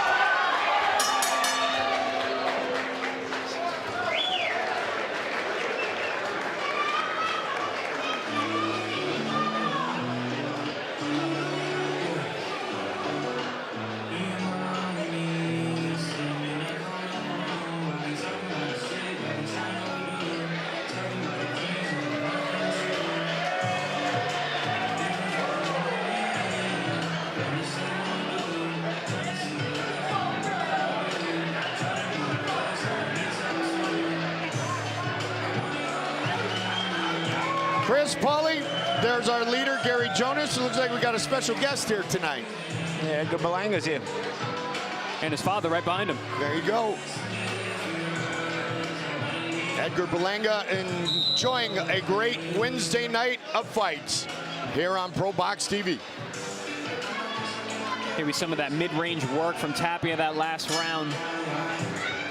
But Robles finished strong that round. Had Tapia stuck in his own corner.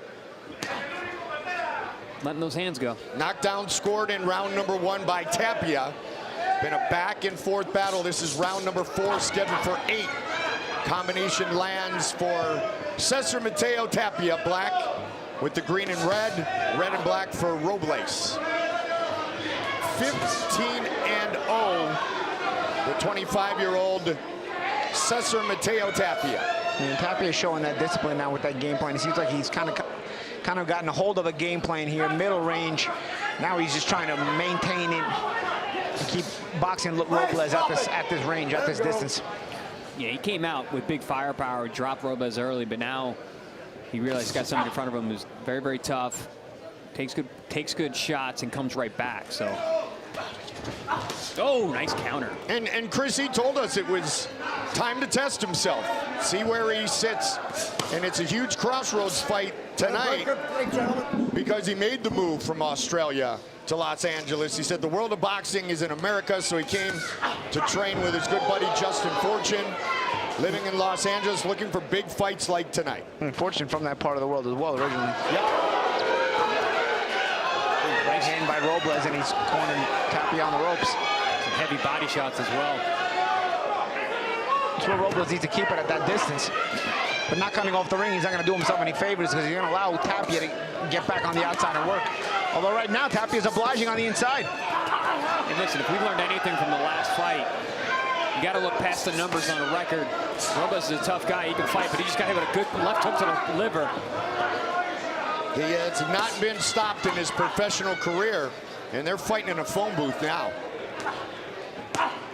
Ooh, Robles comes back with a left hook to the liver of Tapia.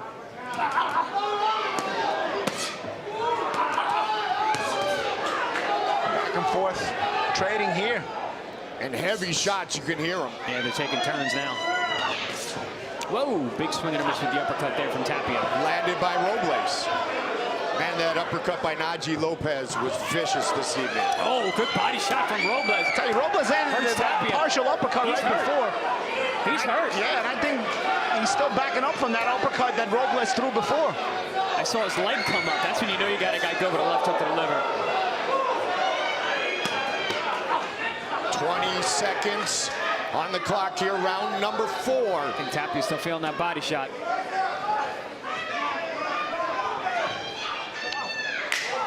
Watch the hands.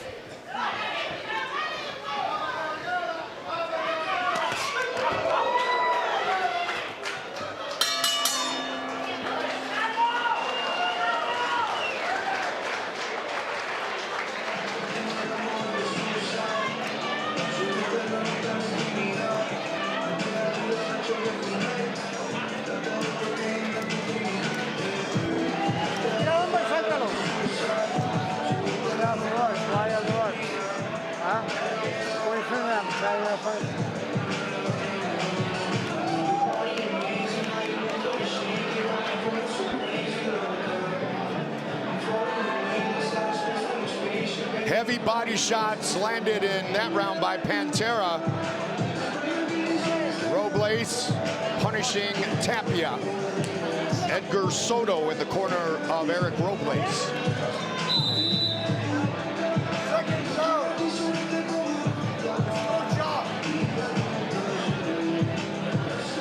Robles spent some time at Nacho Berenstein's gym. Of course, we've got the Hall of Famer Juan Manuel Marquez on our Spanish broadcast. One of our founders, the Hall of Famer, 9-time world champion here on ProBox TV. Round number 5, co-main event scheduled for 8. Robles has that look in his eye. He knows he can win this fight. He's going for it. Tapia said, I am here to make a statement, but I am not going to force it. Oh! Another counter right hand. Beautiful shot from Tapia. He came out this round looking for that. And Robles, I think he felt that shot. His legs got a little weak there when he took it. I think he's playing a little bit of possum here. Yep. Tapia is giving him the time. Part of a Mexican.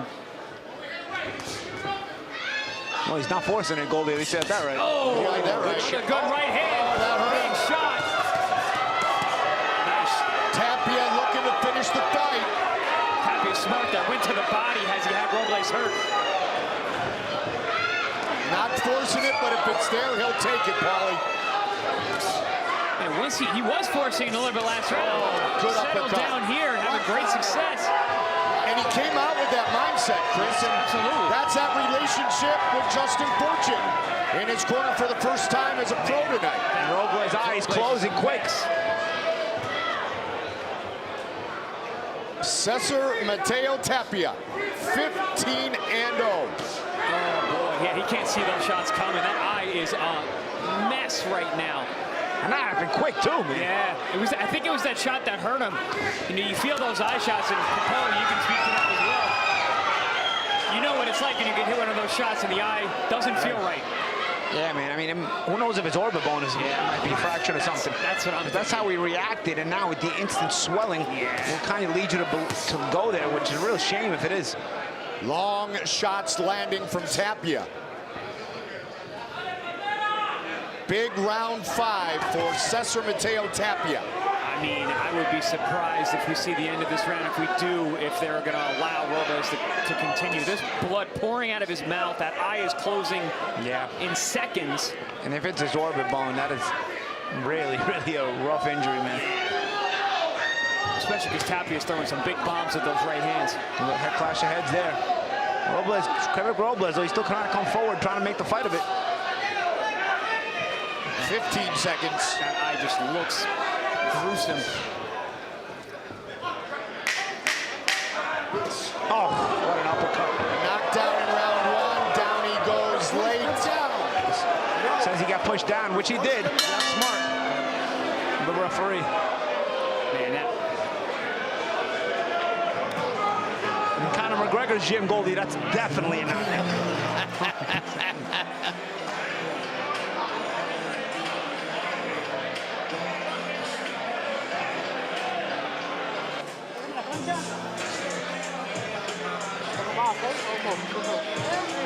Going to a box now. Understand me? When you come in, turn uppercut. Double jab, right uppercut. Come back to the hook. The corner of Tapia.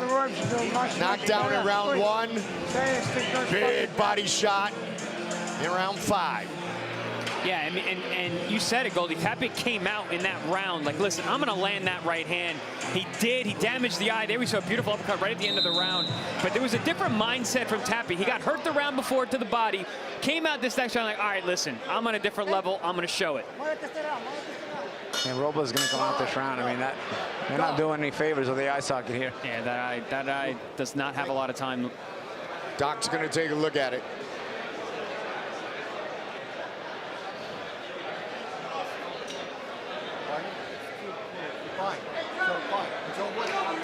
It is all over. Just as you guys talked about, as the victory goes to Cesar Mateo Tapia. Yeah, I would have been surprised if they would have allowed him to continue that round. I mean, and it's not the fact that the eye was bad. Listen, we both had bad eyes in fights. We kept fighting, but we weren't getting hit as clean and as often as Robles. So that was the problem. Also, it's not a championship fight. It's not that, you know, you're not making that kind of money in this fight. There is a lot on the line every single time you fight as a fighter, but this isn't that level. And you don't want to have a career-risking injury in a fight of this level where, you know, we don't give you the championship fights here. We give you great fights, as you guys know at home, but at the same time, safety is always has to be prioritized here in all sports, especially in combat sport. Stop for the first time as a professional. Eric Robles, as Tapia came out fast.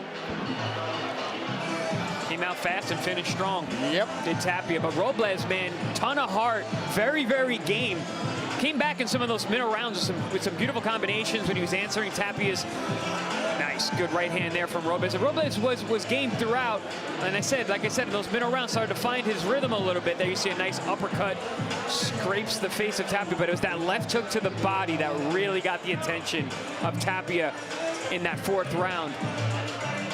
And then bang, these right hands from Tapia. Came out that fifth round, said, listen, I'm on a different level, I'm gonna show it. And it was target practice that entire round from Tapia as he was targeting that eye, that damaged left eye with those right hands and beautiful uppercuts. And I think the doctors did the right thing by stopping that fight because that eye was gruesome. Ladies and gentlemen, on the advice of the doctor, referee Gene Del Bianco has stopped this fight at the end of round 5. Your winner by technical knockout and still undefeated, Cesar Mateo El Tijuanero Tapia. Big win for Cesar Mateo Tapia. And the biggest thing is the trust he had in Justin Fortune in the corner, Paulie, because we could all see that he clearly made an adjustment, and that was the beginning, the true beginning of the end. Yes, when you fight a disciplined fight, good things happen, and he started fighting very disciplined manner, held a good game plan, and he got the reward for it. And he moves to 16-0, 10 knockouts at just 25 years old. Our main event coming up next.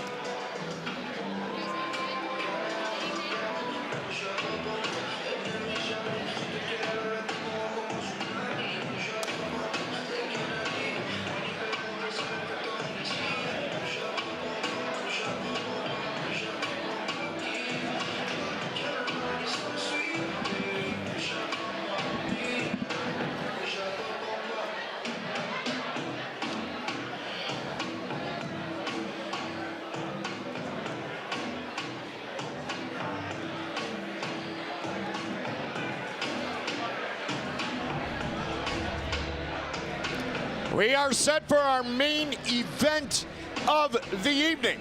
And we talk about the state of boxing. How often do you have this many great fights before your main event of the evening? I'll tell you how often it happens. Every other Wednesday night here on ProBox TV. Oh, yeah, and every time we got at least a couple of barn burners, man. Dude. I'll tell you what, Blast looked spectacular. Najee Lopez had himself a great opponent in Khaineel Wheeler. Yeah, absolutely. That was a fantastic fight. But listen, you always got to look past the records on ProBox TV. Yes. I always say we have 2 main events every night. I think we had 3 this night. Like, I mean, we're getting better and better. I mean, if you're not tuned in every other Wednesday to ProBox TV, like I said in one of those, what are you doing? You should be here with us. We're having a great time. These fights are awesome. They're getting better every week, so ProBox TV is where you got to be. Teddy Atlas talked about the UFC. I was there for 2 decades, and the one thing that we always do on a pay-per-view is we had 5 great matchups. So if the main event didn't deliver as highly as everyone had hoped, nobody went home disappointed. Nobody wanted their money back because some of those fights were going to be true battles to be remembered forever. And that's sort of a model we've got here, man. You know, you got fire fights, you got hungry fighters, good fighters and great fights, and they're willing to shoot their shot in there. And also for the people at home, you may not realize, but this place is packed from the very first fight. Everyone comes to watch every fight. That's how good the fights are. The venue here is fantastic. If you're in the area, definitely come out because, I mean, it gets loud in here if you can't tell at home also. It's a great environment for fighters, and it is a great platform for the sweet science, and it's all about you, the fans, as we get set for our main event of the evening, the Cuban against the man known as Bulletproof, Brandon Glanton and Carlos Frometa Romero with a belt on the line.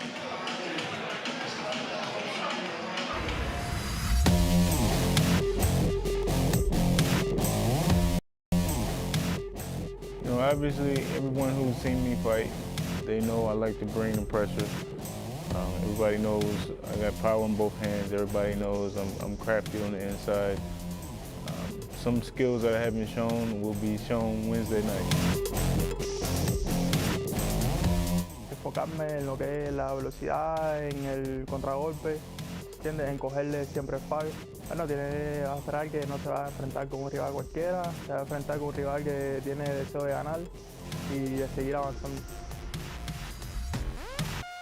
My name is Brandon Glanton. I am American and I'm from Atlanta, Georgia. Mi nombre es Carlos Frometa Romero, entreno en Khainell en el gimnasio MR. From this fight, I definitely expect to get pushed. I expect to do what I always do and take this young man to a place he's never been. I'm expecting a knockout. Bueno, es una pelea que lleva 10 asaltos. Nunca uno puede salir a dar el primer golpe de principio, ¿me entiendes? Tienen que ir estudiando al contrario y llevando la pelea y bueno, entre el quinto y el sexto ya está estudiado y entonces hay que salir a darlo todo. I've taken some looks at my opponent. To be honest, I don't spend a lot of time looking at them because I've never been in the ring with them. They've never been.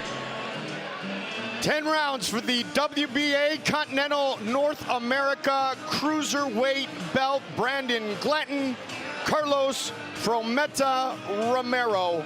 Let's talk about Bulletproof because it was right here, Paulie, that he was in the title eliminator against David Light, a fight that did not go his way, and he said the other day to me, it still stings. Yeah, man, I thought he edged it out. I thought he had edged that fight out. He even closed it with a good knockdown, but it didn't go his way, and it goes to show you the momentum kind of starts shifting the other way. You can go from almost being in a world title fight to then having to go to Dubai in another tough fight and losing another close decision, and before you know it, you got 2 losses. And that is exactly the storyline that we enter with is Bulletproof and Jason Jones. They have a great relationship. Jason said, hey, Brandon is a stubborn dude. He doesn't take losing lightly, but he's got to go to plan B because he's capable of going to plan B. Hey, stubborn can be good. I like his mindset for what he's talking about in these interviews. He's coming off 2 losses. Yeah. That's hard. You don't get that from the way that he speaks. And I don't think we're going to get that in the way that he's going to fight tonight. And I think that's a good thing. Hopefully he's been working on those plan Bs the way you've been talking about, Paulie, and he can go out there tonight, find a way to win. But he's got a really tough guy in front of him and someone that's going to not make it easy. He was really a decision that didn't go his way against a fight with Lawrence Okoli, and no disrespect to Lawrence, but the way that Lawrence looked that night against David Light, one could argue that Brandon Glanton would be a world champion. It's quite possible. Game of inches, man. Game of inches. So now Chris Billum-Smith might be in the headlights for a guy like Brandon Glanton or Carlos Frometa Romero, a guy that you've watched, Chris, and you're very impressed with. Yeah, no, I mean, like I said, he's 12-1, but he's got 12 straight wins. He lost his pro debut, which is rare. Yeah. And listen, Juan Manuel Marquez, one of our founders, lost his pro debut too. So did Bernard Hopkins. Bernard Hopkins, another one. Yeah. So don't knock a guy who lost his pro debut, because now we got a guy who's 12-0 since. We got a world champion in boxing right now who lost his pro debut, Robenilson Ramirez. There you go. Yep. So that doesn't mean young fighters go lose your pro debut. No, I don't recommend it that. just means if you do, there are still great times ahead as we get set for our main event of the evening. Our tail of the tape for this 10-round cruiserweight matchup. Bulletproof Brandon Glanton, 31 years old, 6 years the elder of the Cuban demolition man. Brandon Glanton will have a 5-inch reach advantage. Once again with the official introductions, Jim Sorensen. And now, ladies and gentlemen, the main event of the evening. This bout is scheduled for 10 rounds in the Cruiserweight division. And the winner of this evening will earn the WBA's Continental North America Cruiserweight belts. But first, your judges. Brandon Jackson, William Glover, and Rose Lascend. And the referee in charge, Emil Lombardi. Introducing to you first, fighting out of the blue corner, wearing the white and blue, weighing in at 199.6 pounds, his record, 12 wins, just 1 loss, and 7 wins by knockout. From Camagüey, Cuba, please welcome Carlos Demoledor Frometa.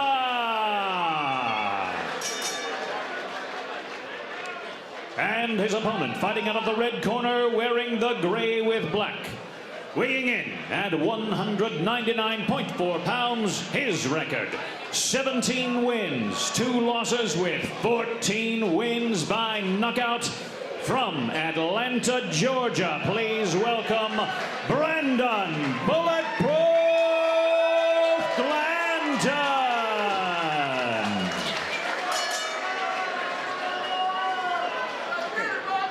We went over the rules in the locker room, all right? Expect a good, clean fight out of both of you. Pay close attention to my commands. Protect yourself at all times. Touch him up, wait for the bell. Brandon Bulletproof Glanton. 12th fight with Jason Jones in his corner. Carlos Frometa. First career 10-rounder. Left Cuba in 2020. Nicaragua, Mexico. Now he fights in the main event tonight. Here we go. It's time to fight. Gray trunks for Brandon Glanton. White and blue trunks for Carlos Frometa Romero. 7 finishes, 6 of those for the demolition man have come in the first 2 rounds. Frometa's one of those guys you got to be careful. He's very good at changing speeds. He looks like he's being relaxed, he's chill, and then bang, he's explosive, lets those shots go. And he's circling to his left. Glanton's got to start cutting off the ring because Frometa's already starting to get a little comfortable. Body shots like that'll dissuade him a bit from the movement, but Glanton's got to cut off the ring. He's allowing Frometa to just go to his left freely. Frometa, one of those guys, fights with a lot of confidence. Good little chopping right hand on the inside there. Sneaky shot from Frometa. The David Light fight, sorry, Chris, the David Light fight was right here. And then the fight in Dubai was back in March for Glanton. And he did have to do some soul searching. You know, at the Open Paul League champ, you spoke about Glanton and his power and how he really relies on it. You can see physically he's a very, very strong guy. Two-fisted power puncher, great condition. But this is boxing. It's not a knockout contest. Ooh, good body shots there. And Glanton relying on that mental pressure, but like I said, he'd serve himself better if he cut off the ring. It would be more mental pressure. And utilize a jab in which Jason Jones said he's pretty darn good. He just needs to use it more often. 12-1 against 17-2 for the WBA Continental North America Cruiserweight belt. Our main event. Mike Goldberg, my powerful partners, the Magic Man, 2-time world champion, Paulie Malignaggi, former world champion, Chris Algieri. Always great to be with you.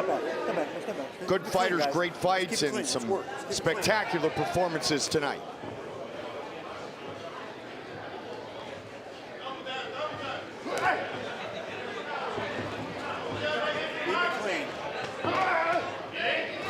really like the body work from Glanton. He's focusing on the torso of Frometa. I believe that's a good idea.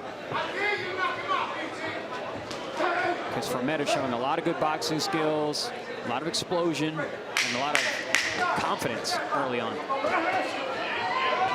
Quick punches late.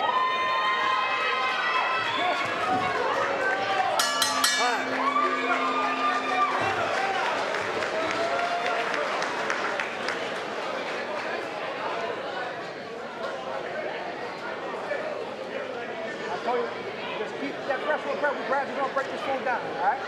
You got a heart full of adrenaline. Just take your time, but don't waste time. Hey, cut that ring. Keep them straights coming down the middle. Set up your body shots. La mano arriba. ¿Ok? Mete esas reticas abajo de vez en cuando para que vaya abriendo. Retica.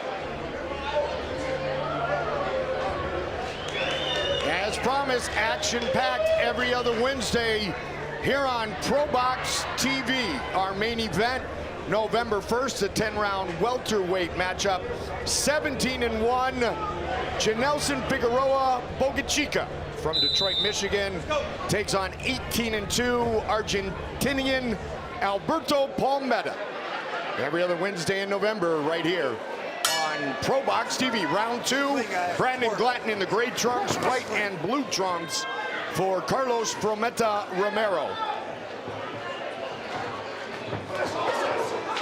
Glanton likes to zap the will and take the heart and courage away from an opponent with his mental fortitude. But he does know, as I've alluded to a couple of times, Chris and Paulie, that plan A can't always be the only plan. Sometimes you got to back off, reset, perhaps get the same result, but not force it. And man, he was surprised how tough, and I think we all were, how tough David Light was that night.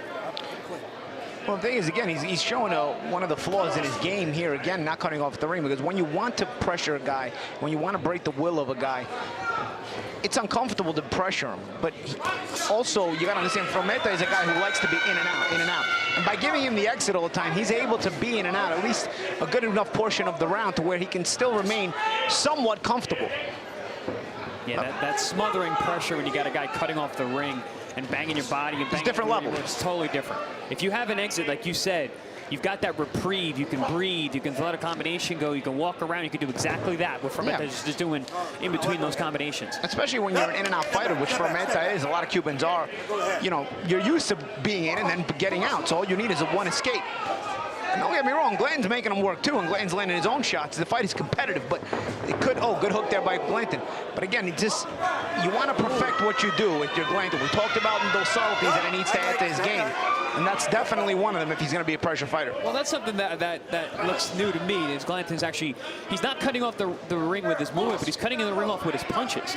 As Frometa moved to his right, he threw the left hook, caught him with 2 shots. Ooh, good body shot too. That was a good body shot. Sneaky one. Now he's got to cut off the ring when Frometa moves to his left, because that's where the Frometa's going all the time. Oh, Frometa, 13 professional fights in just over 2 years and 2 months. He's been on a good pace as a professional with a fight just about every 2 months. Main event tonight against Brandon Glanton. Low shot, and Glanton will work right through it. Good double hook by Glanton on the inside. Now the uppercut and over the top. And you can see why Glanton needs to cut off the ring, because look what he does when he gets at close range. Damaging punches, good work. This would be even more consistent if he cuts off the ring, because when he's here, he's something else. Big shot. Big shot late in the round by Brandon Glanton. It's a very Mike Tyson-esque. And that shot was behind the ear, guys. He was kind of, I don't know, he's on shaky, man. Yeah, no, he did a body head with the uppercut and then overhand. Saved by the He's still hurt.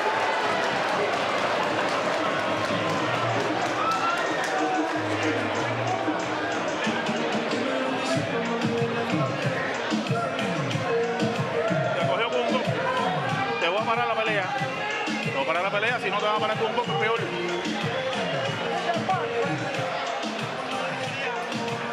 I mentioned the very Mike Tyson-esque barrage, that double hook to the body, straight uppercut, and then the overhand shot had Frometa in a world of trouble there.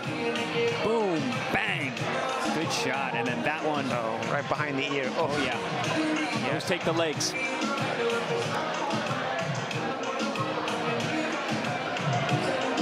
Jason Jones said Brandon's in a good place mentally, great shape physically.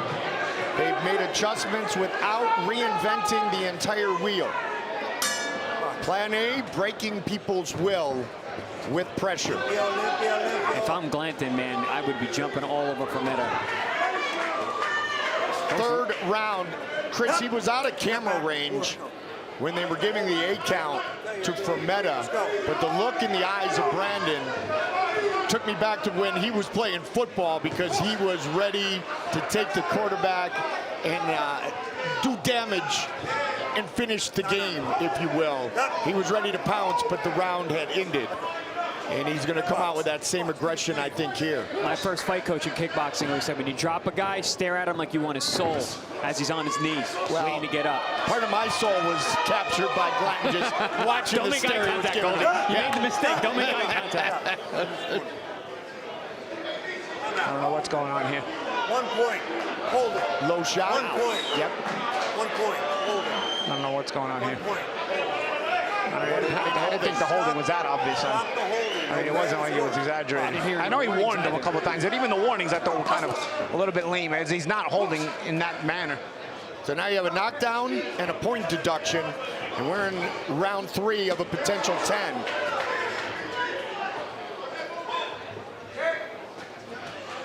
Come on, let go of the arms. Glanton said champions adjust. Stop. Break. I break. Put back. Come on. Box, guys. Work. Heavy shots right in front of our broadcast position. Yeah, Frometa's breaking down. Yep. Glanton's doing a good job landing nice short shots on the inside. There you see Frometa grabbing onto the ropes. Yeah, I don't think his legs are underneath him. No. This one maybe slipping away very quickly from Carlos Frometa as Glanton continues to pressure. And Glanton confidence rising more and more. Yes. And Frometa had a very good opening round, but it's been all Glanton since the second. Oh, hurt him again. Shot that hurt him. And another big shot. That might be all.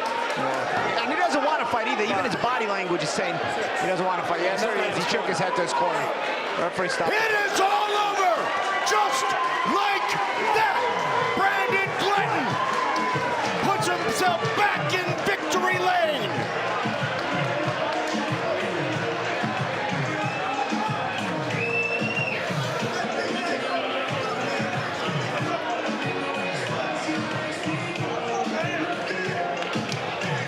Bulletproof with the finish.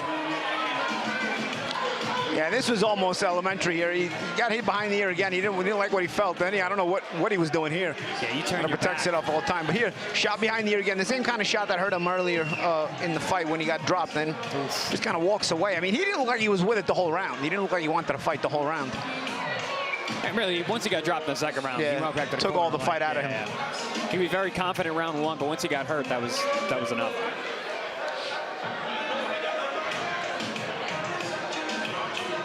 So what has probably seemed to be the longest 10 months of Brandon Glanton's boxing life is over. And he is back in the winners column. 18th professional victory, 15th professional finish.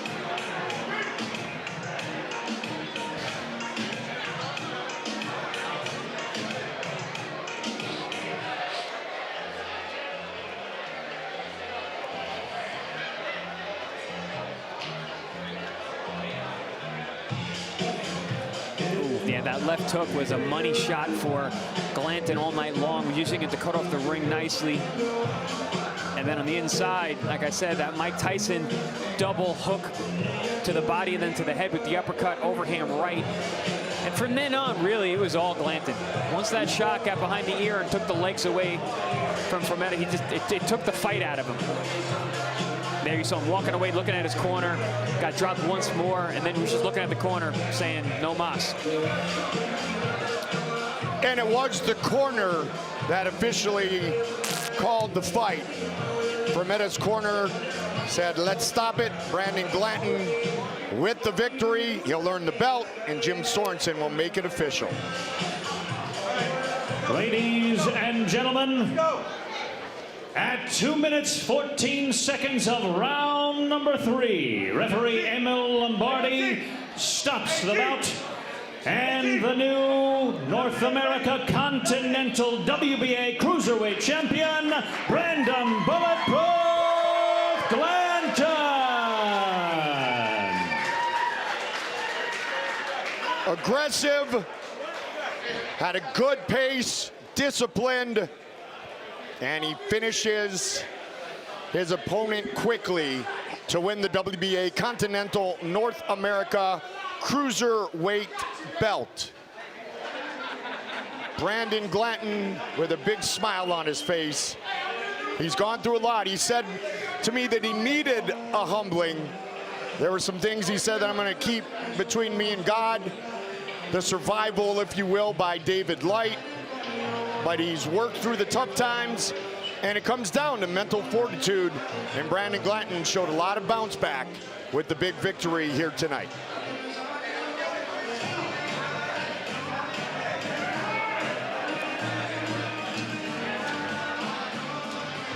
He does, Chris and Paulie, he does have the $1 million smile. There's no question about that. Yeah, and $1 million hooks too. You got that right. You got, and he's such, you know, it's funny, we called one of the fights of Brandon's during the World Cup, so we had to say that he played American football, right? But a high-level football player who has really fallen in love with boxing, and you see that athleticism, but that pure power, Chris. Yeah, you see the physicality, the conditioning. You know, you got a guy who's probably been training his entire life. Yep. You know, football training is very, very different. There's a lot of time spent in the weight room. There's a lot of time spent on conditioning, a lot of time building armor. And you see that in Glanton. He's a physically imposing guy. Very, very well built, very well conditioned. And we saw that tonight in his tactics against Frometa. Do you see what he did there, building armor, bulletproof? Oh, yeah. Jerry's. I mean, he was shooting the armor-piercing bullets himself tonight, too. What a stoppage. He really was. And you talked about an adjustment that Brandon needed to make. Did he make that adjustment? Is that how it ended? Well, I'll tell you what. I still want to see him cut the ring off better. Okay. But nonetheless, he brought that all-out pressure. He used his jab a little bit more. He was recognizing his sense of distance a little bit. In the light fight, I thought he smothered himself way too much. Yes. So he understood his sense of proper distance to get more leverage on his shots, especially as Frometa was fading. It's easy to get overexcited and get too close. You know, so listen, he still smothers himself at times, but I did see that improvement. And like I said, the next improvement I want to see is his ability to cut off the ring a little bit better. And if he does, it could be in a world title fight. Yeah, I mean, and like I said, with that kind of world-class physicality and athleticism, I mean, you could see him. And how close, you had mentioned it during the fight. You know, David Light. Yep. They were this close, and then he was in that Okoli fight. So he was indeed. And Brandon spent some time with Lawrence Okoli in preparation for that fight against David Light. He spent time with Sugar Hill Stewart. And so Brandon Glanton, at 31 years old, is bulletproof, but he's still getting going. He's still got a lot in the tank, and he still wants that world title. Yeah, and tonight he showed that. He showed that he still has the goods, showed some different wrinkles here, shows that power that he's known for. And this guy keep getting fix up a little, add a couple more wrinkles here. I could see Glanton challenging for a world title and having a real shot at it, too. There's a guy named Chris Billum-Smith that he would not mind facing down the road. We will see you in 2 weeks, right back here on ProBox TV.